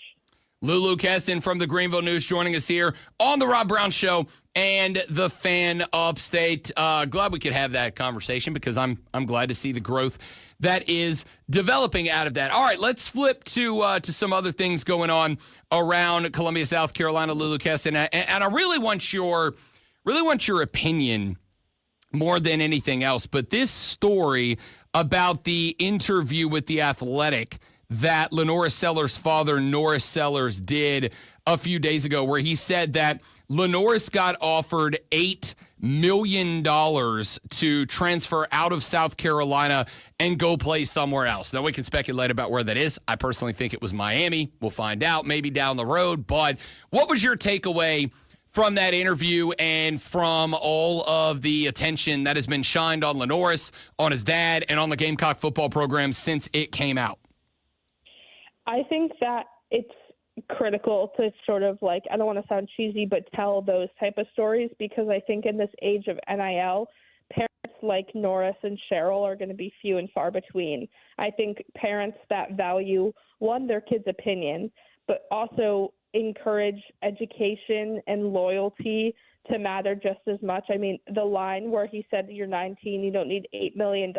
Like, we all understand how attractive money is, but just so many parents are putting their children in positions where they're sort of forcing them to be, the breadwinner for the house at 18, 19 years old. And obviously that comes with many benefits, and a lot of these kids want to do that, without their parents telling them to, and they want to help out as best they can. But I think in a situation like, the one in the article, and LaNorris, like, it's not surprising to me that he's like that. And don't get me wrong, I'm self-aware. I understand that I work for, a local paper that isn't even necessarily in Columbia, but I wrote a story on LaNorris last August, and the whole thing was sort of about, like, hey, not many people really know him, but this is what his hometown is saying about him and knows and trusts he can do.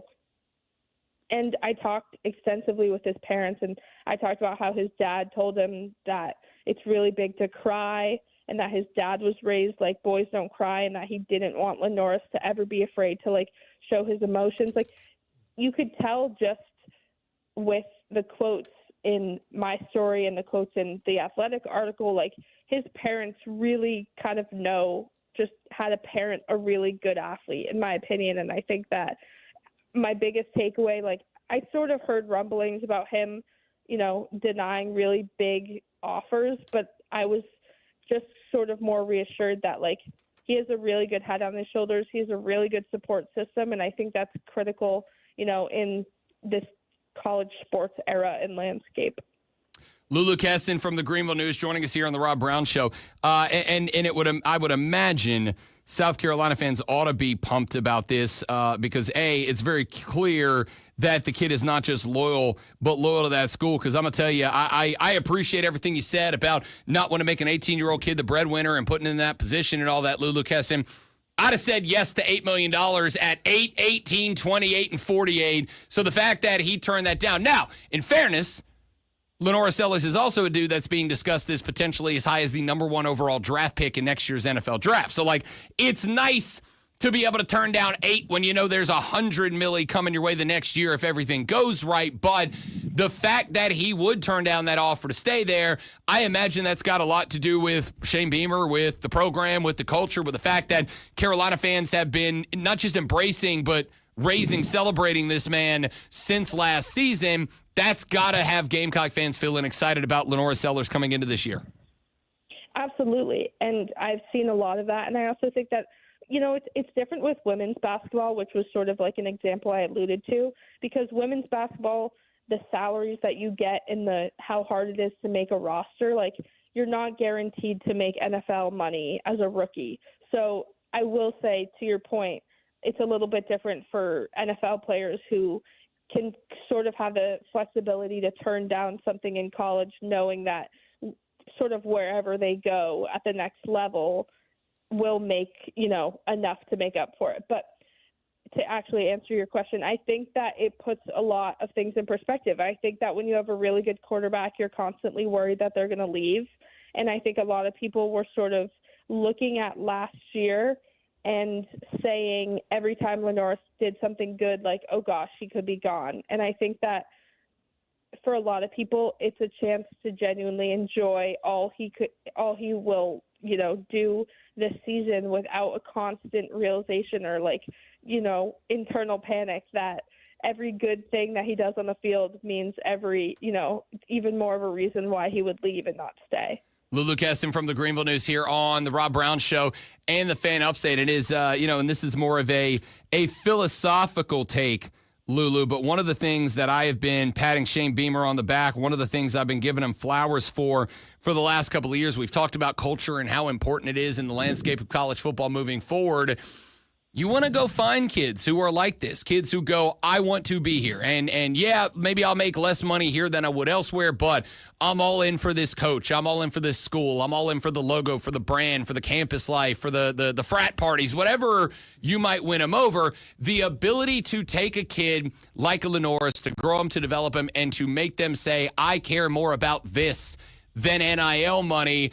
That is how I think, especially like Georgia's and Alabama's and Ohio State's, that's how schools that maybe don't have access to that level of resources, even in the House v. NCAA era, that's how you build championship programs. And that is why I stay optimistic about the direction of this program under Shane Beamer. Absolutely. And that's sort of why I think that Shane deserves a lot of credit when we have a lot of these recruiting conversations or just, success stories, because a lot of it, people sort of think right place, right time. But as a coach, you're sort of hired to know who's the right person and when's the right time. And I think that Shane has been just very good at sort of dissecting, I want to say, these kind of positive traits out of people that I think a lot of coaches just don't naturally have the ability to do. Lulu Kesson covers the South Carolina Athletic Department for the Greenville News. Ordinarily joins us on Thursdays, but we're off tomorrow, kind enough to get up out the bed and join us here on a Wednesday morning. Lulu, you are the best. I appreciate it. Go back to sleep. Enjoy the College World Series later. All right. Thank you. Have a good rest of your week and weekend. You too. Lulu Kesson, Greenville News. Follow her on X at Lulu Kesson, Kessin. She's the GOAT. She's the best. Let's take a break. When we come back here in just a minute from now, we have got plenty more to get to. We have talked about the Braves. I asked you guys a question. Is it worth a car payment and a half to go to the MLB All-Star Game? Is it worth it for the cost of a third of the vacation I'm going on to go to the MLB All-Star Game? Is it worth it to spend north of $500,000 to go sit in Truist Park and watch an All-Star game? And you guys have given me some answers. I'll tell you what the folks that have commented so far have said and get your thoughts on the situation when we come back. The Rob Brown Show's on your radio. It's the Fan Upstate.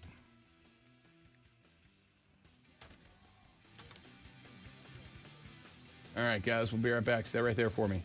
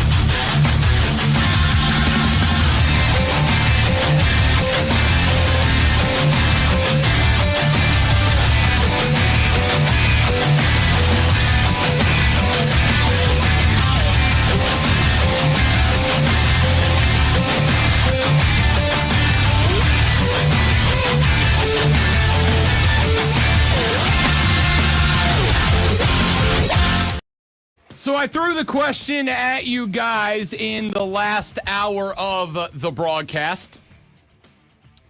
The Southeastern Conference Media Days are in Atlanta this year. We will be broadcasting live from SEC Media Days. That will put me in Atlanta, Georgia on Sunday the 13th, because I am not leaving my house at 2 o'clock in the morning on Monday to drive over and set up.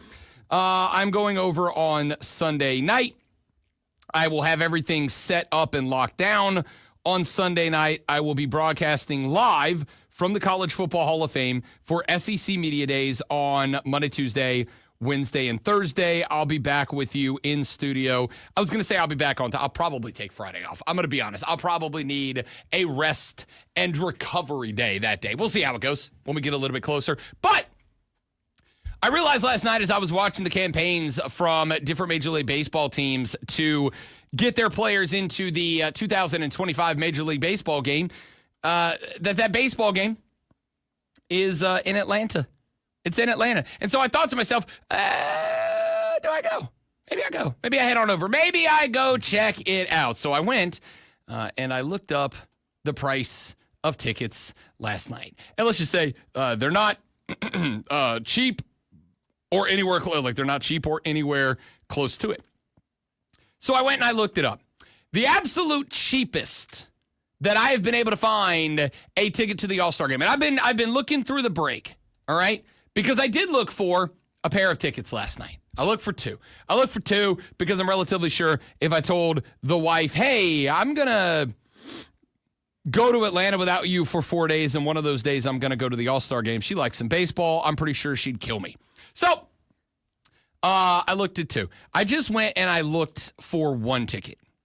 Standing room only at Truist Park for the All-Star game.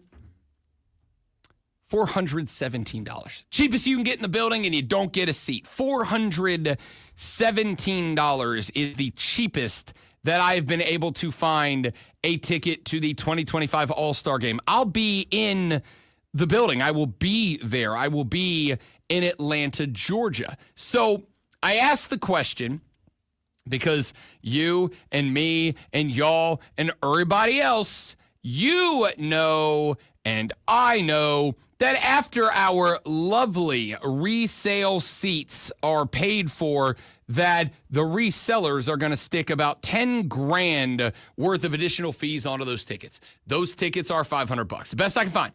Best I can find right now. Now, again, I will also point out that there is another batch of tickets that is going to be released here in just a little while by Ticketmaster. I have got that countdown clock open. I'm going to look. If I open that and I can get a face value ticket anywhere in the stadium for, even a couple $100, I'm buying that SOB right here live on the air. All right? 8-year-old Rob Brown's going to win that argument. But $500 just feels like a lot. Here, as I asked y'all, what do I do? Help me make the responsible or maybe completely irresponsible decision. What do I do? Do I let the 8-year-old kid who loves baseball, do I let the 8-year-old kid who's always wanted to go to an All-Star game win out? And do I let the 8-year-old kid have my credit card and go bananas? Or does adult responsibility Rob win out? Does the Rob that says, hey, bud, that's going to pay off your car payment a couple of months earlier, save you some money in the long term. Hey, bud, you are taking the wifey down to Mexico at the end of the year for a little 5-night, 6-day vacation at a child-free, all expenses paid resort in Mexico in the Gulf of Mexico. Maybe take that money and put it towards that. Pay it off a little earlier. Maybe take that money and put it towards upgrading your all-you-can-drink package into the all-you-can-drink top shelf package. Because if you're going to be knocking back margaritas on the beach, you want the good stuff. You want the Blanco. You want the good stuff. You want the silver. So maybe put it towards that, man. Maybe get it towards that. And I don't know which one of those two voices is going to win. So here are some of the suggestions and thoughts that you guys have thrown at me so far. Texter said, I was on a pre-sale for All-Star tickets, said I'd do it if it was $100. I paid $618 a piece for World Series tickets. No way on God's green earth I'd spend almost the same amount of money for an All-Star game. Who's buying these? Well, first off, Texter, the rich people. The people who, are from Colorado and they own a ski resort and they can book their own private jet down to Atlanta to go to the game. The people that have high-rise apartments and condominiums on Broadway in Manhattan. The people that are up in Seattle that own big old coffee shops and whatnot. The richest, because they got it. And a $600 ticket to them is like a $6 ticket to us. They got it. And once again, baseball is not any different than any other entity. Major League Baseball does not care whose butts are in the seats. They care that butts are in the seats. So if the Super Bowl, the World Series, the Stanley Cup, although I got to say, last night, Sunrise, Florida was absolutely electric. I don't think it's really as true about the Stanley Cup. But the All-Star game, the Super Bowl, whatever, the NBA All-Star game, the NBA Championship. If these events become soulless, corporate, boring, no gas, no electricity, no yeet events, because all the tickets are bought up by people who have all the extra money, who don't really care about the game. They're just there to see and be seen. That's a bummer, but they don't care because that bottom line's going up. So I imagine that there's going to be a lot of baseball fans. I also imagine there's going to be a lot of people there that, I work for this big old company and they just had to take us, so I just came. I don't really care about baseball. I thought it'd be fun to go to a game. There's going to be a lot of that. There's also going to be a lot of baseball fans because, hey, let's keep it a buck. If you're an Orioles fan, you don't really have a lot to look forward to right now, do you? If you're a Braves fan, hell, this might be the one time that there's more than one All-Star on the field on a team you're pulling for in the 2025 season. If you're a Dodgers fan, half the damn team is going to be wearing Dodger blue because they did decide, by the way, and I am pro this, they did decide that the Major League Baseball players will be wearing their own team jerseys during the All-Star game. So they will be wearing, the NL, I believe, will be in their home whites this year. The National League teams will have players wearing their team's whites. The American League teams will have their team wearing their home teams, or excuse me, their team's away colors. I'm pretty pumped about that. I like that vibe. I think it's just a better vibe. But blah, blah, blah, blah, blah. Texter said, who's buying tickets for $600 a piece? The answer, Texter, is a lot of people. A lot of people.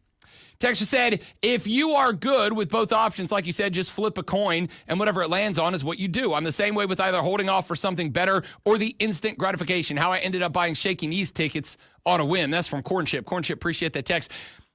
I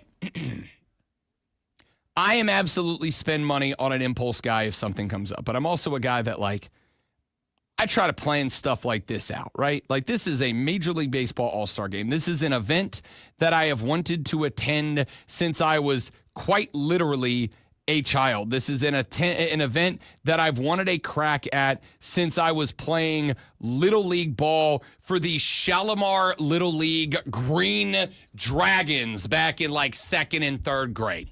Okay? And now I have that chance. Now I have that opportunity. But at the same time, like I said, there's just a part of me that's like, buddy, that's almost 2 full car payments. You know what I mean? Like that's upgrading your vacation with the wife. I don't know. I'm not there yet. Texter said, I think you should go. It would increase your baseball credibility because every story and analysis from now on, you could say, well, when I was at the All-Star game, which is fair. That's going to make me look good. Yeah. I'm absolutely a national baseball coverer. You know how you know? I was at the All-Star game. Now, I will acknowledge that I screwed up. And I recognized I screwed up because I did not. In fairness, we just found out about a week ago that I would be attending SEC Media Days. I did not put in for a press pass for the All-Star game. Had an opportunity, should have done it. Granted, I probably wouldn't have gotten it because obviously every writer from every national outlet is going to want to be at this game, and I'm just from little podunks, Greenville, South Carolina. I probably wouldn't have got in, but I should have put in just in case. I didn't think I was going to be there, and what would have happened had I got it was I would have had to drive over on Tuesday, like the second the show was over, get over there, cover the game, and I'd have had to drive back right after the game. I'd have gotten back at like 3, 4 in the morning and just come straight here to do the show again the next day, because your boy's saving the vacation days. I might not after this. We'll find out. But it would have been a long haul. I couldn't justify. Texter said, spend that money on Bitcoin and watch it on TV. Texter, if I was going to be in Greenville, I'm good with that. Not the Bitcoin, and I'm not hating on you that do the Bitcoin. I'm not hating on those of you that do the cyber money, the internet money. It's just not for me. I probably because I can't figure it out. It's because I'm dumb. It's because I'm dumb and I can't figure it out, right? I don't understand it. It doesn't compute to me, and therefore, I can't justify spending my money on something I don't understand. I understand Major League Baseball, so I'll spend the money on it. I don't get the Bitcoin. If I was going to be in Greenville, yeah, I'd just be like, I'll just watch it on TV. I'll probably and this is probably my argument for going, is what I was about to say without even realizing I was about to say it. What I was about to say was, if I'm going to be in Greenville, then I wouldn't drive over. That would be a long day to get in the car, head to the ATL, be there all day in the Atlanta July sun, go to that game. It ain't going to be chilly at night. Sit out there in the Atlanta summertime night heat, go to the game, cover it, leave, get back in the car, take 12 damn hours to get back here, pull into this parking lot at 4 a.m. and just run on the show. That would be a lot. And I was going to say, and I would kick myself the next day for missing it. Maybe that's why I got to go. Tiger Stripes Media said I would go. Spike Callahan, LRF legend, said, serious question, Rob. Did you ever go to a game and then later regret going to the game? Me neither. And that's fair point. That's fair point. I think there is a difference between I regretted going to the game and I regretted getting home that night, opening my banking app up and realizing how much money I don't have anymore. That's going to be it. This debate is really between the 8-year-old Rob Brown who always wanted to go to an All-Star game, and this is really the first true opportunity I've had to do that, and the 40-year-old Rob Brown who goes, everything's getting more expensive and you work in radio, dumbass. Don't spend money. I don't know which one of those is going to win. All right, let's take a break. When we come back here in just a minute, got a couple of college football stories, news, notes, articles, editorials that I want to check in, including ESPN's list of the most compelling matchups in the 2025 college football season. Did your team make any of those most compelling matchups? Do you agree that they are the most compelling matchups? How important will the most compelling matchups be? We'll take a look at that list and address it next on the Rob Brown Show in the Fan Upstate.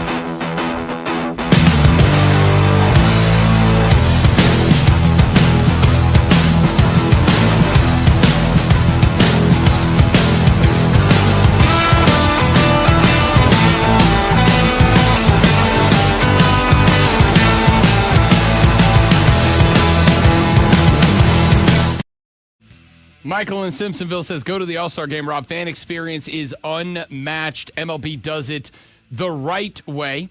As a former minor league player, another texter says, as a former minor league player, I was fortunate enough to participate in the All-Star festivities in Pittsburgh. Go. You won't regret it. The only regret you'll ever have is not going.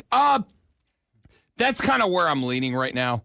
I'm kind of leaning I got to go. I'm kind of leaning that if I don't go, I'm going to beat the crap out of myself. Maybe literally, definitely metaphorically, because what will end up inevitably happening is one of two things. I won't get a ticket, and then it'll be Tuesday night, and I'll end up getting in an Uber and then just going down to the Battery, right? I'll just be at the Battery hanging out literally outside of the stadium, like 500 yards away from where the game is happening, and I'll listen to how much fun everybody's having, and I'll kick myself. Or option number two is I will end up staying somewhere, and then I'll end up at a sports bar in downtown Atlanta with a bunch of other goobs all sitting there going, why don't we go? Why don't we buy tickets? We're literally here. Like, we're literally in this city. Why do we not go? So I'm leaning towards it, but also at some point I'm going to have to I'm going to get a total from the ticket outlets here. I'm going to get a total from the ticket outlets, and it's going to be like, that's a lot of money. That's a lot of money. We'll see. We'll see where we go. We'll see how it plays out. All right. The Florida Panthers win your Stanley Cup last night for the second time in 2 years. They are reigning, defending, undisputed Stanley Cup champions. The game last night, 5-1, they beat Edmonton. They win the series 4-2. They deny for the 9,000th year in a row the country of Canada claiming the title of its heritage. Granted, like 85% of the guys on the roster for Florida are Canadian, but like that's not the fun point. The fun point's the smack talk. Anyway, Florida, the Sunshine State, once again, the home of hockey.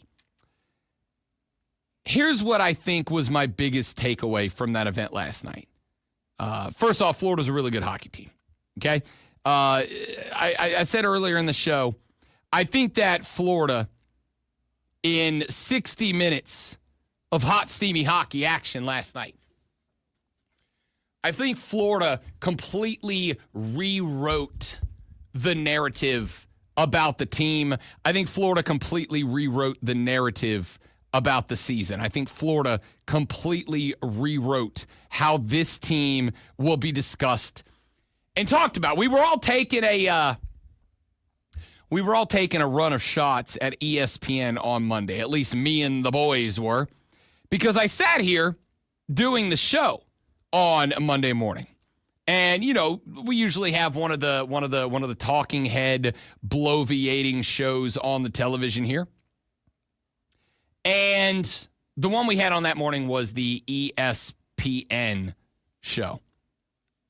And on the ESPN show that morning, I could not believe my eyes, but at around this time, when that show was getting started, I was absolutely stunned to see the segment that they decided they needed to run with that morning.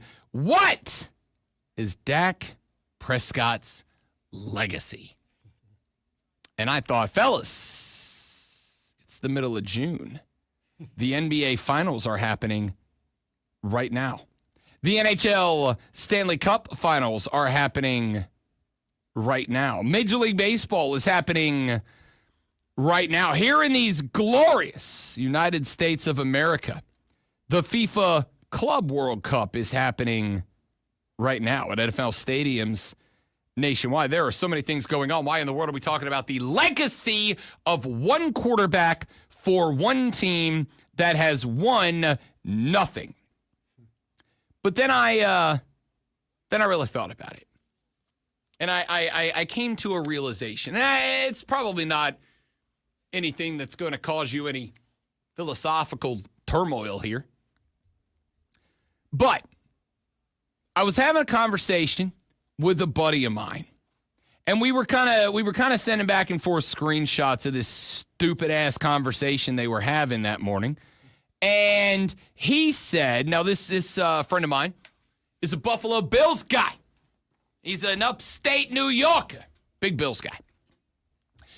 And he said he's having some struggles, some problems with listening to Buffalo radio right now because that is kind of Buffalo radio every morning. It's what's the legacy of Sean McDermott? What's the legacy of Josh Allen? What's the legacy of this Bills team? Yada, yada, yada. And he said, I just don't understand why it is that we can't go one good gosh darn day, except he did not say good gosh darn.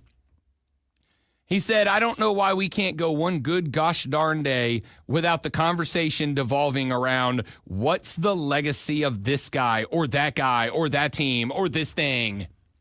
I don't understand why we can't do it. Like, why can't we just talk ball, brother?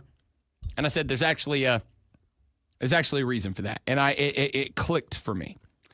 And the reason for that is we love drama. We love drama. What is drama but a collection of stories, right?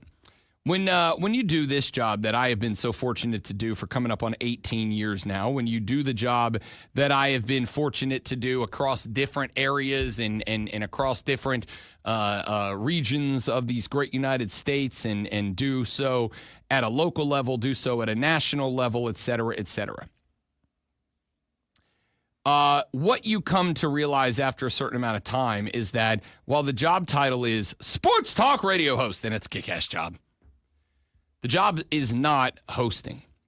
The job is storytelling. My job is to storytell. Now, there's different kinds of stories. There's stories about an individual game. There's stories about a performance within the game. There's stories about individual players within a game. There's stories about championships, and there's stories about comebacks, and there's stories about vengeance in sports, and there's stories, and there's stories, and there's stories. And my job, above all else, is to be a storyteller for you. So why do we care so much about this concept of a legacy? We care about the concept of a legacy because what is a legacy? A legacy is the narrative of your thing. Whether it is your career, whether it is your life, whether it is your job, the legacy that you leave behind is how people will talk about that thing, aka your story. And so the question that's really being asked is not what is the legacy of Dak Prescott. The question that's actually being asked in that spot is, what's the story? How are we going to talk about this cat? What's going to be it?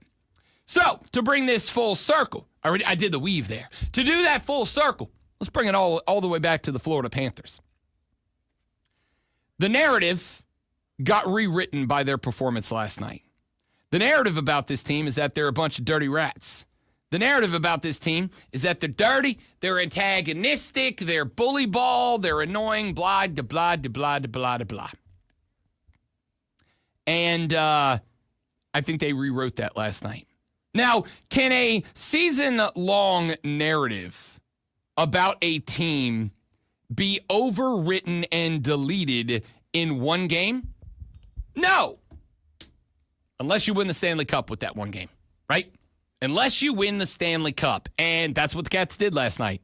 They played a game that was outside of the narrative of this team, the legacy of this team, an antagonistic bully ball squad that loves to agitate and aggravate until you retaliate and go on the power play.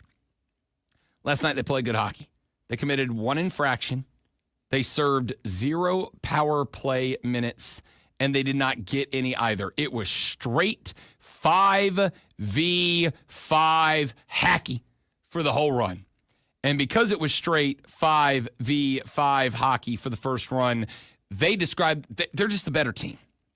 Now, there's a second narrative that is running right now about this team, and it is a less popular narrative than the one that got rewritten. They went from bully ball, jackasses, rats to Stanley Cup champions, and they look real good in the process. There is a second narrative that is out there right now. And I'll bring this back up, and we'll talk about it more in the last hour because we are up against it, as the old radio cliche goes here.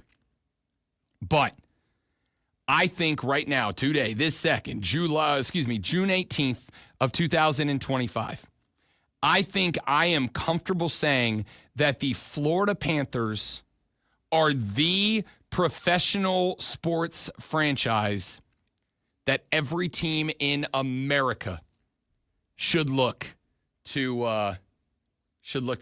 emulate. I think it is the franchise in all of major American professional sports that every other franchise should say, how in the hell do they do that? Why? Because they know exactly the style of hockey that they wanted to play. They know exactly the style of player that they wanted to bring in to play that style of hockey. They went and got those cats. They developed some of them. They developed a handful of them. They drafted a few of them. They signed a few of them in free agency. And earlier in the year, when they realized, oh, we're pretty close, but we're going to need something to get us over the finish line. We're pretty close, but we're going to need one more piece. They went and got the ultimate that guy, Brad. And I said the day he got here, this team is now a Stanley Cup threat. And this team is now a Stanley Cup threat because they want to play their brand of hockey, and now they got the ultimate player of that brand of hockey to come in and be their vet, their leader, their heart, their soul, their voice. Brad did that, and would you look at that, I was spot on. Know your culture. Know the guys who fit in that culture. Know how to develop that culture within guys, and know how to ID guys from around the league that can come in and be the leaders of that culture. The Panthers did that. They won a Stanley Cup because of it. Right now, today, the Florida Panthers are the one franchise in professional American sports that every franchise in professional American sports should look to emulate. And I think they are in that. All right, we'll talk more about that in the final hour of the show, but we got to wrap up this hour of the show, the head of the final hour of the show. Let's hit a sports flash. The New York Yankees fell 4-0 to the Angels last night, their third consecutive game recorded without scoring a run, extending their scoreless streak to 29 consecutive innings dating back to Saturday night against Boston. The streak is the seventh time the Yankees have been shut out 3 straight games in Yankees history, dating back to 1903. The injury sustained by Pacers star Tyrese Haliburton in Game 5 has been described as a calf strain, and MRIs will be conducted today to determine its severity. Haliburton played 34 minutes with the injury, but finished the game with just 0 field goals and 6 assists. Was seen limping out of the arena. His availability in Game 6 tomorrow is unknown. And the Bravos walked off the Mets in the 10th last night to earn a 5-4 win in Game 1 of a 3-game set over their divisional rivals. Spencer Schwellenbach went 7 innings, giving up 6 hits and 4 runs while striking out 8. The Braves struggled from the dish, but picked up 7 hits, including a game-tying 3-1 double from Marcell Ozuna in the 8th. Austin Riley walked it off with a sac fly in the 10th.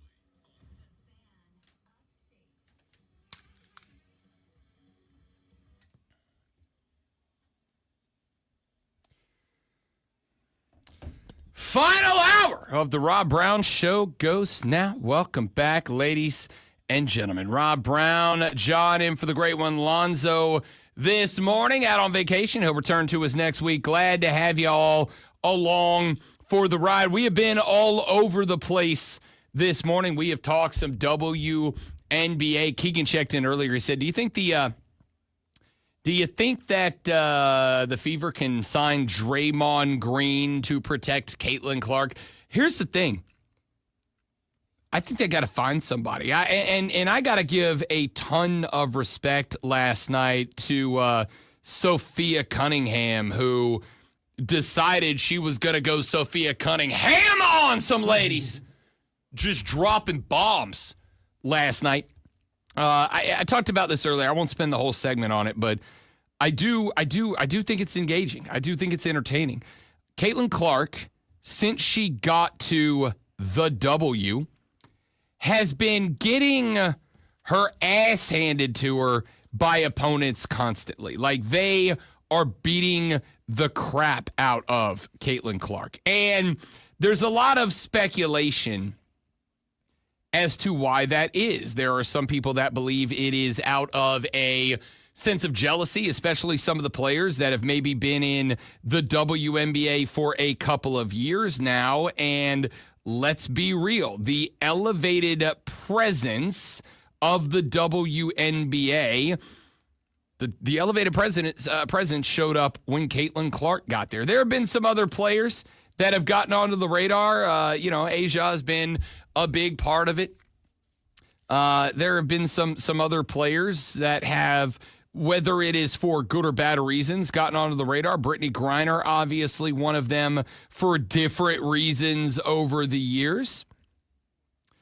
Caitlin Clark was, I think, I'm not going to say first, but I think that Diana Taurasi, I think, was probably first. But Caitlin Clark, probably the first player that showed up in the W that we went, yeah, we're watching for basketball, right? Like, we're not watching this for that player. We're watching for basketball. And I don't know if it is jealousy of Caitlin Clark that she is, and I said this earlier, we had a texter disagree with me. I might throw this up on a social media poll later because I'm an influencer. But I had a texter disagree earlier. I have a take. I don't think it's a hot take. I think it's a good take. I think it's an accurate take. If you are right now to power rank the 3 most celebrity basketball players on planet Earth right now, I am not asking you for most talented. I am not asking you for most successful. I am asking you very simply for the 3 most celebrity household names. They're on the TV. They're in the commercials. They are, if I go down the street and I carry flashcards with the picture of every one of these basketball players, the 3 most recognizable, I would say number 1, whether you love him or you hate him, I'd say number 1 is LeBron James, right? I would say LeBron James is arguably one of the most recognizable athletes on the face of the planet. I would say number 2 is likely Steph Curry. I think Steph Curry has gotten to the point that he is a household name, a household face, a household image, a household likeness. And I genuinely believe number 3 is Caitlin Clark. I genuinely believe. If I was to say celebritying of basketball players, I would say the most notorious celebrity basketballer on the face right now of the entire planet is LeBron James. I would say number 2 is Steph Curry, and I would say number 3 is Caitlin Clark. I think she is the 3rd biggest celebrity in the basketball world right now. So, when I get on Twitter last night, as I am watching Lord Stanley's Cup be determined, as I am watching the best postseason in all of sports, the College Baseball World Series with an elimination game on the line, as I am watching the Braves and the Mets, unfortunately, even though I am a friend, advocate, and ally, I ran out of TVs, so the dub was kind of off in the background. And I get on Twitter at one point, and wouldn't you know it, Caitlin Clark is trending. Indiana Fever is trending. Sophia Cunningham is trending. Connecticut Sun are trending. Now, while I was not following the game live, watching it, I did have my little Scorebug app running, and I knew that the Sun and the Fever were playing. So I'm like, oh, something happened. Let me check this out. Turns out they were having whole-ass WWE wrestling matches out there because at some point in the game, Caitlin Clark was getting D'd up. Defender got a little enthusiastic, over-aggressive. She struck out the hand, and she tagged Caitlin Clark right in the face. Caitlin, obviously taking a bit of exception, kind of pushed her off of her position. Sabrina Mabry came over, took exception to Caitlin shoving, and she threw a whole-ass Derrick Henry shoulder charge. Whoop-ow! Right into Caitlin Clark. 22 goes tumble in down to the hardwood. And at that point, it was very clear that it's on, y'all. It's on. They had a couple more interactions, including, again, we mentioned Sophie Cunningham a second ago, just out there hitting straight up Triple H pedigrees on gals while they're going for layups underneath the basket. I think it was a big night for the WNBA. Not in terms of the game, not in terms of the win. Fever do get the win.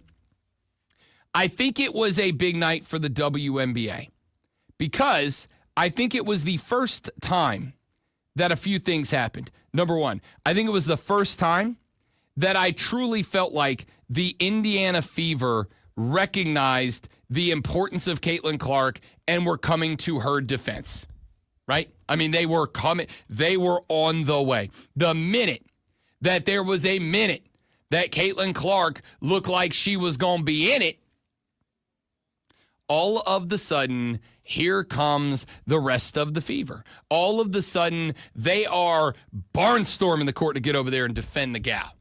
All of a sudden, they're not just doing it in defense of Caitlin Clark. Now, off the ball, away from Caitlin Clark, they're taking shots. They're making their presence known on the Connecticut Sun. They are getting after it a little bit. I felt that it felt to me like that was the first time that the Indiana Fever said, you know what? She's kind of important. We should probably help out with this. She's kind of important. We should probably keep an eye out. You know what I mean? Like we should probably maybe help her not get the crap beat out of her every time she touches the basketball. And I think that there was something important to that needed to be discussed. Number two, and this is coming from, again, I know I say it every time we talk about it, but it is important to me. This is coming from an advocate.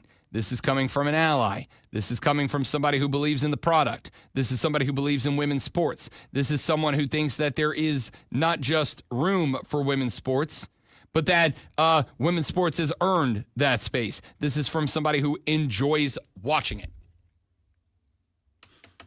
Last night, it felt like a real damn basketball league, didn't it?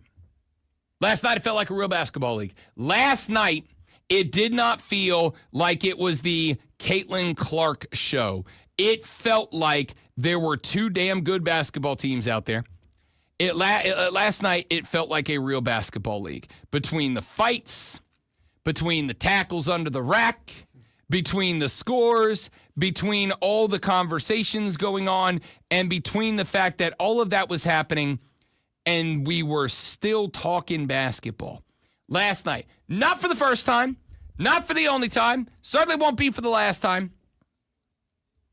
Last night, it genuinely felt to me as if that was not just that was a good basketball league. It felt to me like last night we were watching a league full of tough athletes who were willing to get after it a little bit.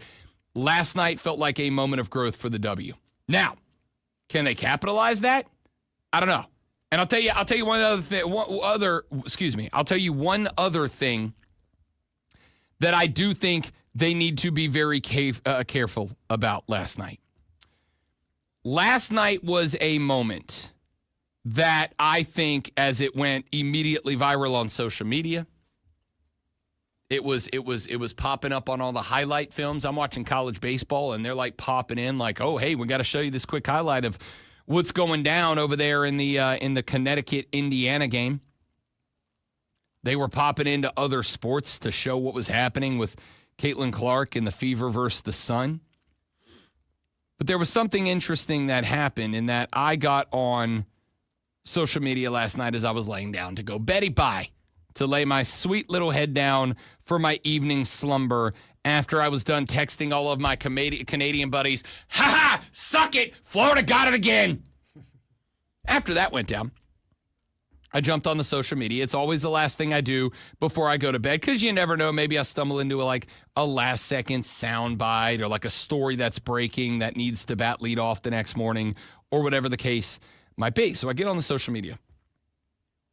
And I follow, obviously, a bunch of different sports commentary accounts. And one of them that I follow is a young lady who used to play college basketball. And she's now a commentator on the internet. She talks about, women's college ball. She talks about the WNBA. And I don't exactly remember what she said because it was like midnight.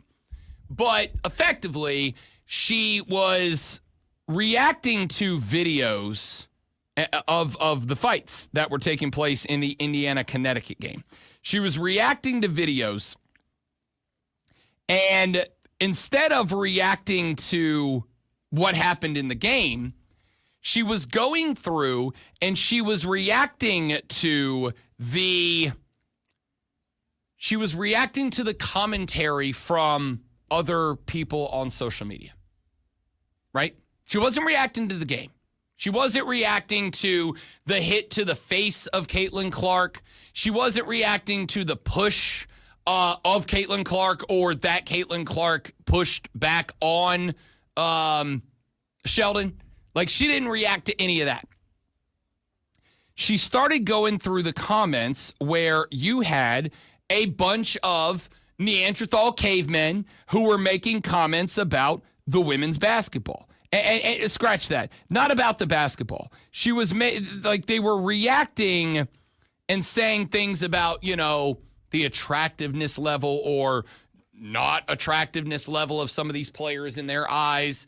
They were, calling the players names. They were doing this, that, and the other. And instead of talking about the basketball, this young lady was live on Instagram, and she was just reacting to the comments. Now, I don't have any issue when fellas pop off and aren't talking about basketball during a game. I'm not adverse to pointing out that Sophie Cunningham is a good-looking young lady. All right? A'ja Wilson, beautiful woman. I'm not adverse to that. Just like my lady friend has no problem telling me that she thinks Matt Olson looks good in baseball pants. Whatever. We're all people. I'm good with that. All right, cool, fine, whatever. What I would say is, and I don't mean to police anybody's speech, but what I would say is, last night, you have a game that is trending viral. You have a game that people are going out of their way. They are putting other things to bed to come find out what happened in your game. And you, instead of talking about the game, instead of talking about the fights, instead of talking about what was happening, how it was happening, when it was happening, why it happened, instead of breaking down the X's and O's, the Jimmys and the Joes, instead of getting into WNBA basketball, you were in the comments telling guys to stop talking about how some of the players are pretty. You were in the comments making it about everything except basketball. Now, I'd like to see myself as a little bit of a liaison here because I am a fan of the WNBA. I am a fan of women's basketball. I am a fan of it at the college level. I am a fan of it at the pro level. I am a fan, and I want it to be great.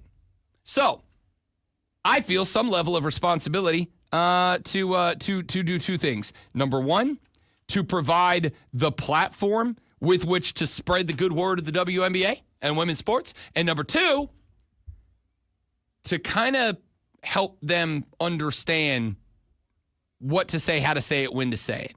Now, again, not to police language, not to say, oh, don't say that, or do say this, or avoid that, not to say any of that.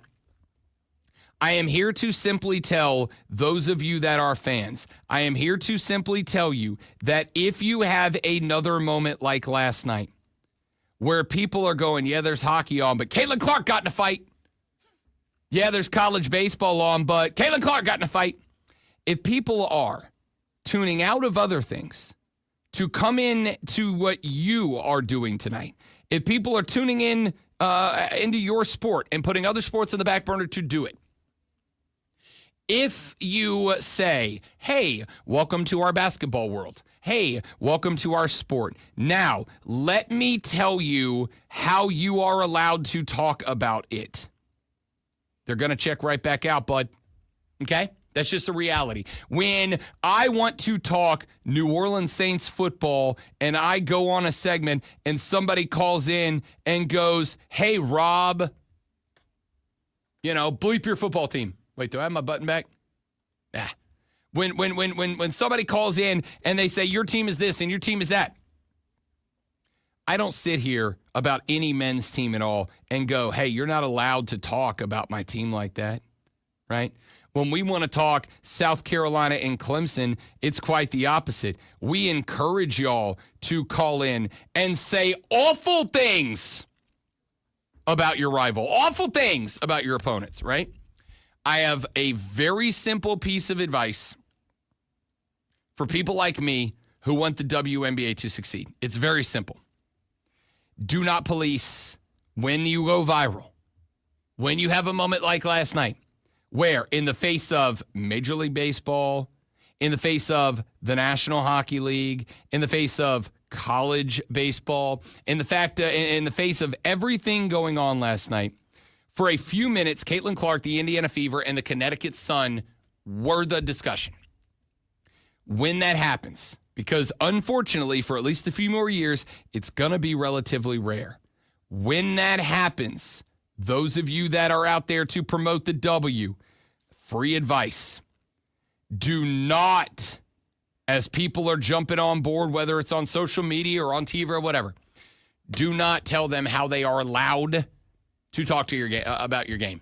We want to roll up in there, and we want to say, damn, Caitlin Clark is a certified G and a bona fide stud, and you can't teach that. We want to talk about it. We want to talk about how Sophia Cunningham's ride or die. We want to talk about all that. And unfortunately, what's going to happen is you're going to get some mouth breathers who are going to step in and be incapable of mentioning anything except Sophia tall and pretty, which she is.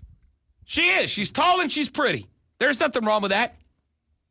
But they're not going to be willing to address the game. And if you spend more time dialed in on people like that, you know what you're not doing? You're not taking advantage of the time that everybody else is paying attention. You're not paying attention to the time that they are paying attention to you, and you're wasting it. The American attention span is about that long, and that's it. So when you get them, when they're hooked, this is a thing somebody told me in radio not too long ago. Rob Brown, when you get hot on social media, when you get hot on the air, when your stream number pops, don't give away that momentum because the attention span is that long. And the minute you lose the attention, they are gone. The WNBA had the attention of everybody last night. And when I get on one of their biggest influencers, instead of talking basketball and treating it as if it is a real sport, because it is, I got her instead going into the comments and getting offended at what accounts with 22 followers were saying about Sophie Cunningham. Block them. Ignore them. Move on. Treat it like a real bleeping sport, or it will never be treated as a real bleeping sport. It ain't that complicated. Let's take a break. We're back after this on the Rob Brown Show in the Fan Upstate.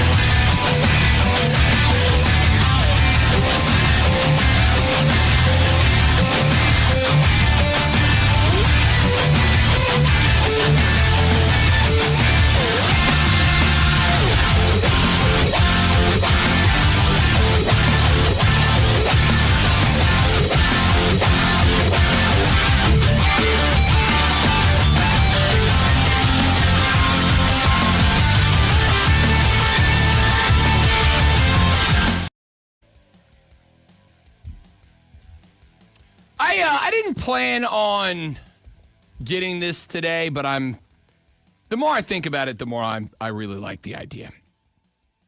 You know, a couple of weeks ago, we did a couple of segments when the conversation was real hot and heavy about the National Football League allowing NFL players to participate in the next summer Olympic Games. And obviously, we are still a hot minute away from the games being hosted in Los Angeles, California,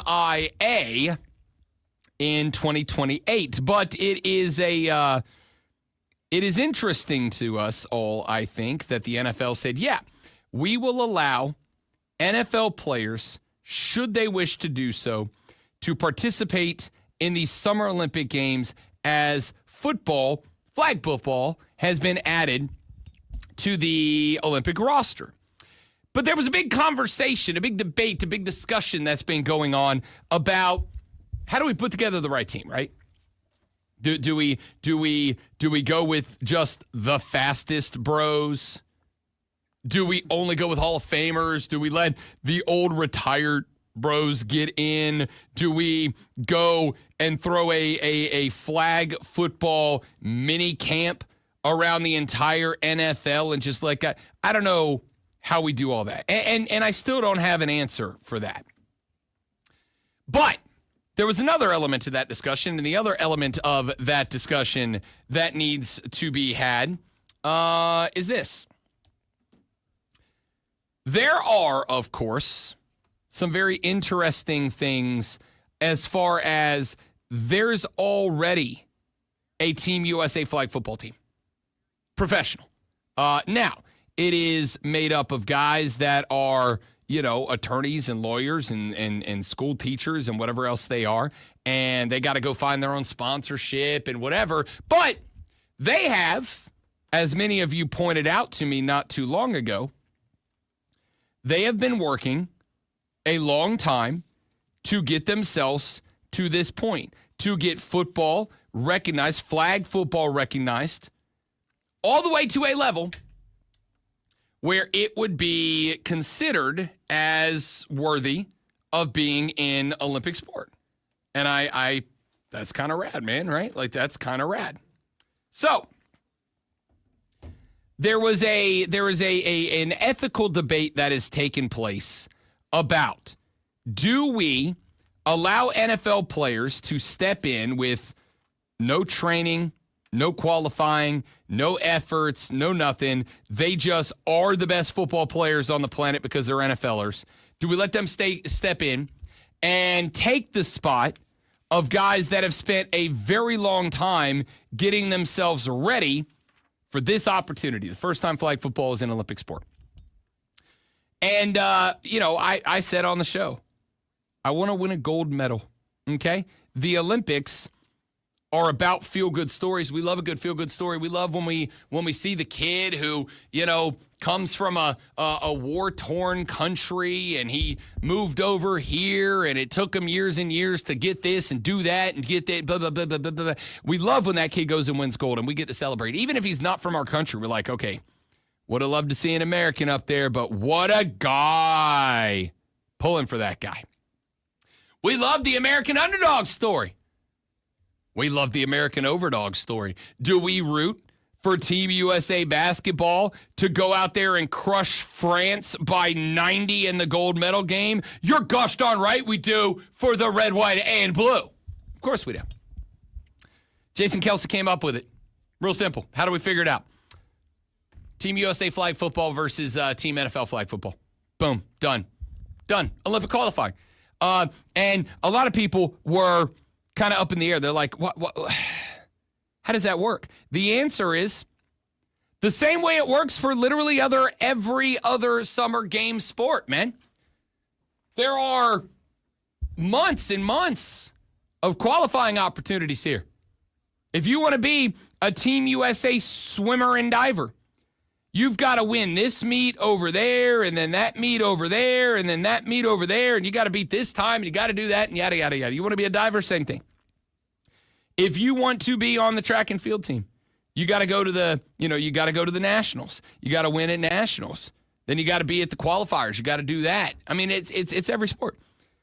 This is it. Let's put the NFL team together.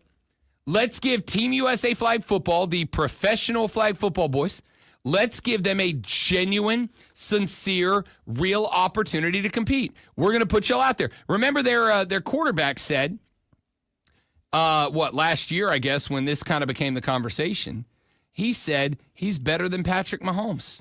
Now, Mahomes has already backed out and said he's not going to do it. He's going to, quote, leave it to the younger guys. And I respect that. But let's give old boy a chance. Do you want to prove that you are better than Kyler Murray, Bryce Young, Tua Tagovailoa, Joe Burrow, whoever we send out there to play?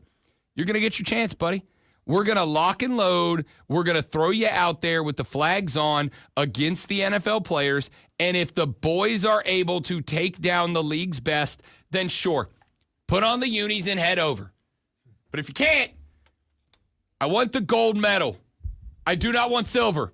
I do not want to be over there competing. Well, not over there. It's actually here. I don't want to be in our own backyard competing for silver medal in a sport that, let's be honest, is only on the Olympic roster because it's in these United States of America. If these games were in Paris, France, if these games were in Milan, Italy, if these games were in Beijing, Berlin, Tokyo, Moscow, or anywhere else, flag football is not on the docket.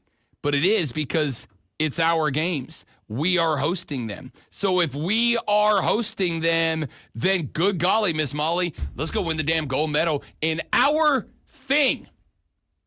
Let's go get the gold in our thing. I like this from Jason Kelsey. I think it's a great idea. All right, let's take a break. When we come back here in the final segment of the show, what do y'all want to get to? Final segment in Armada Audio Assault.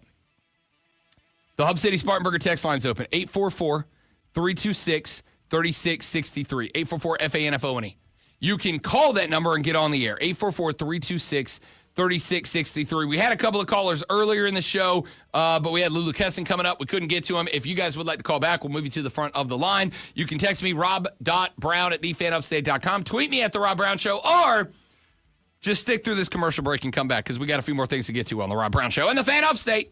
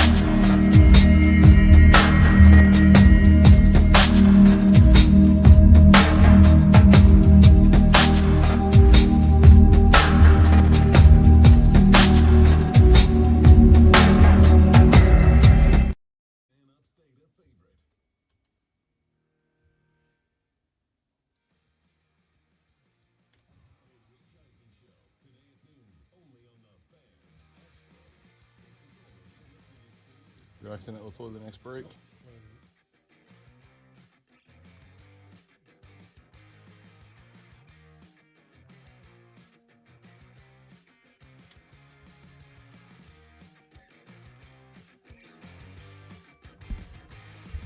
The Rob Brown Show back on the radio, the Fan Upstate, the final segment of the show. We can run through a little bit of anything and everything that we have talked about so far this morning. Would love to get your thoughts on any of the takes that we have had, any of the conversations that we have had, anything we have discussed so far. Now is your chance, your opportunity. 844-326-3663. 844-FANFONE if you would like to jump in. You can text me on the Hub City Spartanburger text line. You can also call that number if you'd like to go in that direction. Let's go back to the beginning of the show. Let's start with what we talked about very early. That is the Florida Panthers winning game number 6 in the Stanley Cup Finals. They prevent it from going back to Edmonton and hoist Lord Stanley's Cup yesterday evening. The takeaway from me was that Florida did two things. Number one, I think they rewrote the narrative about their hockey team last night. I think they rewrote the narrative about their hockey team last night in that they were kind of all year, oh, look at the bullies, look at the bullies, look at the rats, look at the jerks, look at the rats. Last night, they genuinely were the better hockey team. Like start to finish, top to bottom, they were the better hockey team last night. And I think that in being the better hockey team last night, they were able to kind of kill off the narrative that had been built around them of being bully balls, of only being able to win by being the antagonist. Last night, they were able to win because they just were the better hockey team. But the bigger story to me was, and I recognized this really over the last couple of weeks, I recognized it with the number of Brad Marchand clips that we have talked about, the number of Matthew Tkachuk clips that we have talked about over the last, really dating back to the Four Nations face-off, right? These guys, I think, did something very special. These guys did something special. This Florida Panther team, I think, became the franchise that should be emulated. Became the franchise that every other professional franchise in sports should look up to. This Florida Panther franchise did a couple of things. Number one, they said, what's our culture? What do we want to be? How do we want to play hockey? How do we want to approach this game? Number two, they went and they got a head coach in Paul Maurice who approaches the game the way that they wanted to approach the game. And they said, build your culture, dog. Do what you got to do. This is what we want. You're the guy to get us there. Build your culture. Number three, they drafted a bunch of and developed a bunch of guys to fit into that culture. Learn to play their game the way they wanted to play it. Number four, they went and they got the big name free agents to come down there and buy all the way in to that culture. Florida's going to play Florida hockey, and they're going to play it the way they want to play it. And when they play it the way that they want to play it, they are going to find ways to get guys that are on board. Like I said earlier, my takeaway was Brad Marchand. When Brad was in Boston, Boston only shared Brad being an a-hole. They didn't ever share all the like goofy Dairy Queen in the locker room stuff. They just showed Brad being Brad.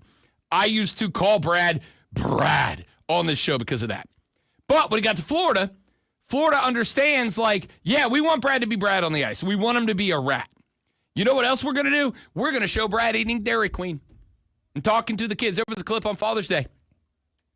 Brad walking out from the locker room, headed out to the ice. He stops and he turns a corner so he can go find his little daughter, and he gets out of the line to walk over and give her the most adorable little smacker right there on the forehead. And like the pat and the hug and all that, and you can tell like she's going gaga over it. It was adorable. It was cute. It was so cute, I'm willing to say it was cute. That's how cute it was. All right? They showed us that level of Brad, and I turned in the last 3 weeks from a guy that was ready to fight Brad Marchand just for being Brad Marchand when he was in Boston to a guy that's like, oh, actually he's pretty cool. It's kind of annoying, right? You know that friend in your friend group? You know that one friend that, like, you like him and he's cool and he's fun, but, like, that one thing that he does that you're like, oh, that you're aggravating the crap at everybody, but you're like, I like you enough away from that I'm going to keep you around, right? It's that. And Kachuk's that way, and Verhaeghe's that way. Like, all these guys are that way. And they fit into that culture, into that system Florida built, and they perfected it. And they don't really care if you don't like the way they play hockey because it's won them back-to-back Stanley Cups. The Florida Panthers are the hockey team that every other hockey team and NFL team and NBA team and you should all be trying to emulate what they did. What is your culture? Can you find the guy to lead it? And then can you find, develop, and sign players who fit into that and want to buy in? And I feel like they did. And I feel like they could again. I like that. That was a fun run to watch out of the Florida Panthers. All right. A couple of other stories I wanted to get in here before we get up out of here for the day. Good day at the College World Series yesterday. The LSU Tigers get the better last night. Well, I should say yesterday morning. They finish off a game that started on Monday night but got rained out between LSU and UCLA. LSU out of the SEC dumps the Bruins 9-5. That would move the Bruins into an elimination game against maybe, yes, they lost in the opener against LSU, but Arkansas did come into this tournament as one of the hottest teams in all of college baseball. Unfortunately for the Bruin crew, they ended up against Arkansas last night. They got slapped back-to-back games against SEC squads, end up in back-to-back losses. UCLA drops to LSU 9-5. They drop to Arkansas 7-3. If I recall correctly, all 3 runs from the Bruins came in the last 2 innings when it was pretty much at that point already over. They had run out of arms. They had run out of dudes, was what it was. In the other game that took place yesterday, knocks off Oregon State 7-6, your final. The Cardinals are on to the bracket championship. Our bracket championships are going to get underway today. Here is how they shape up. In bracket number 2, the LSU Tigers are in the winner's bracket side. The Arkansas Razor Pigs are on the bottom. They will play game 1 today, game 2 tomorrow if necessary. If LSU wins one of the next 2 games, they are on to the College World Series finals. In bracket 1, first pitch, 2 o'clock today. Introducing from Myrtle Beach, South Carolina, your Coastal Carolina Chanticleers. They will take on the Louisville Cardinals in the Angry Bird Mascot Bowl. You ever looked at Louisville's mascot? Louisville's mascot has teeth. Like their Cardinal mascot, has teeth. It's really weird. I don't like it. Birds don't have teeth, man. Like, why'd you give them teeth? They don't have teeth. I don't understand why you give them teeth. And then there's the Coastal Carolina Angry Beach Chickens, which I'm pretty pumped about this game. Jake Hassan yesterday said he is rolling with the Chanticleers in bracket 1 and the LSU Tigers at a bracket 2 to make it to the national championship. I am in lockstep with that handsome devil, Jake Hassan. I think Coastal and LSU move on. Now, I do think there is a chance Arkansas takes one from LSU. They've got the Momo. They built it up last night. I also think I'm wondering what their pitching strategy would be for game 2 if they were to get there. That's really intriguing. We'll see how that plays out. Tomorrow on the show, we got plenty of time, but just let you know, I'm going to do all the college football stuff I said I was going to do. I'll do it tomorrow. I meant to do it today. Hey, listen, it's peak off season, baby. It's peak off season. We're at projections time, all right? We're in power ranking time. We're at the point in time where the way you talk college football is to say, well, these people have this ranked here and these people have this ranked here. What do you think? And we'll do a little bit of that. I'm not saying that's bad. I'm just saying we got a lot of other stuff to get to. Did you see, and I did want to get to this earlier and I didn't, did you see the quote from Diego Pavia? Diego Pavia, of course, the quarterback for now at Vanderbilt. Diego Pavia, and we will address this tomorrow. Diego Pavia, in an article with On3 Sports, went ham on the Big Ten. He said, you want to play with the best. You don't want to play with the Big Ten. You ignore those calls. You know that. Diego Pavia just went absolutely and entirely scorched earth on the Big Ten. And I love it. I love it. I'm not saying that I agree with it. I'm not saying that I disagree with it. I'm not saying Diego Pavia is correct. I'm not saying Diego Pavia is incorrect. What I'm saying is I love off-season bleep talk. I'm here for it, and I love it. And my dude said, to hell with talking smack about Tennessee. To hell with talking smack about, our rivals in conference. We're not going after South Carolina. We're not going after Kentucky. We're not going up against some of the other teams that are mid-teams in the SEC. Nay! I'm taking down the whole damn conference of the team, of the conference that is currently the home of the reigning defending NCAA college football national champions. But Diego Pavia said in a complete and total evisceration and disemboweling of the Big Ten, my dude said straight up, you want to play with the best, you play in the SEC. By the way, just for the funsies, just for the whoopsie daisies, you remember yesterday when we were talking about the LaNorris Sellers stories where his father's Norris Sellers told The Athletic that he was offered $8 million to go play college football elsewhere, in the belief it was a $8 million deal for 2 years of football, which would have made it where, and I said this yesterday, I think we know the market for a starting quarterback at the college football level now.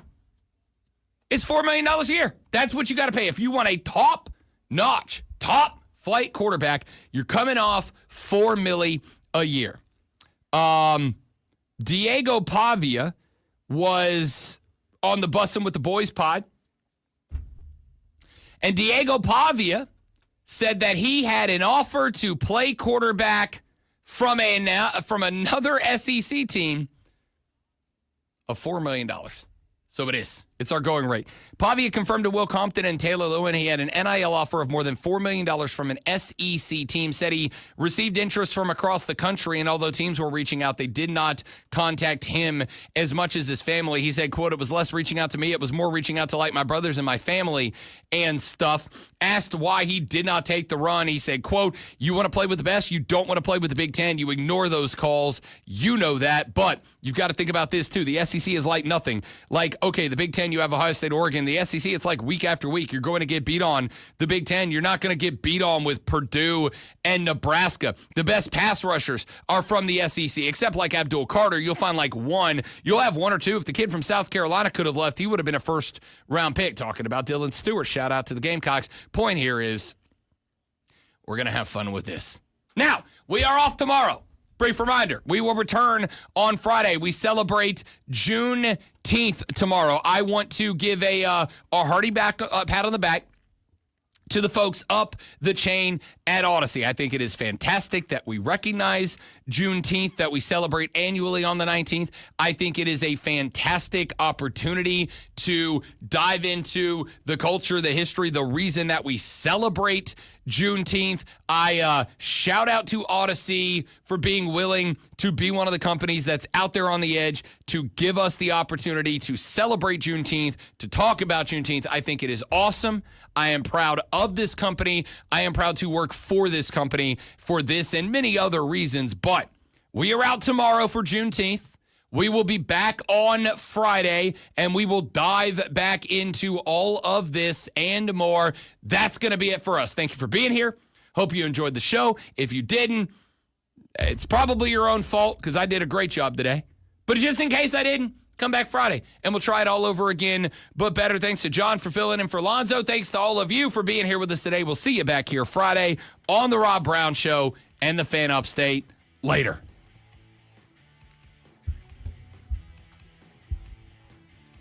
The shot at Diego Pavia from Georgia State. Absolutely beautiful. You love that. All right, guys, got to jet because I got a billion things to do today. I love you all. Sincerely, I appreciate you being here. Enjoy your Juneteenth, and we will see you back here Friday. Goodbye.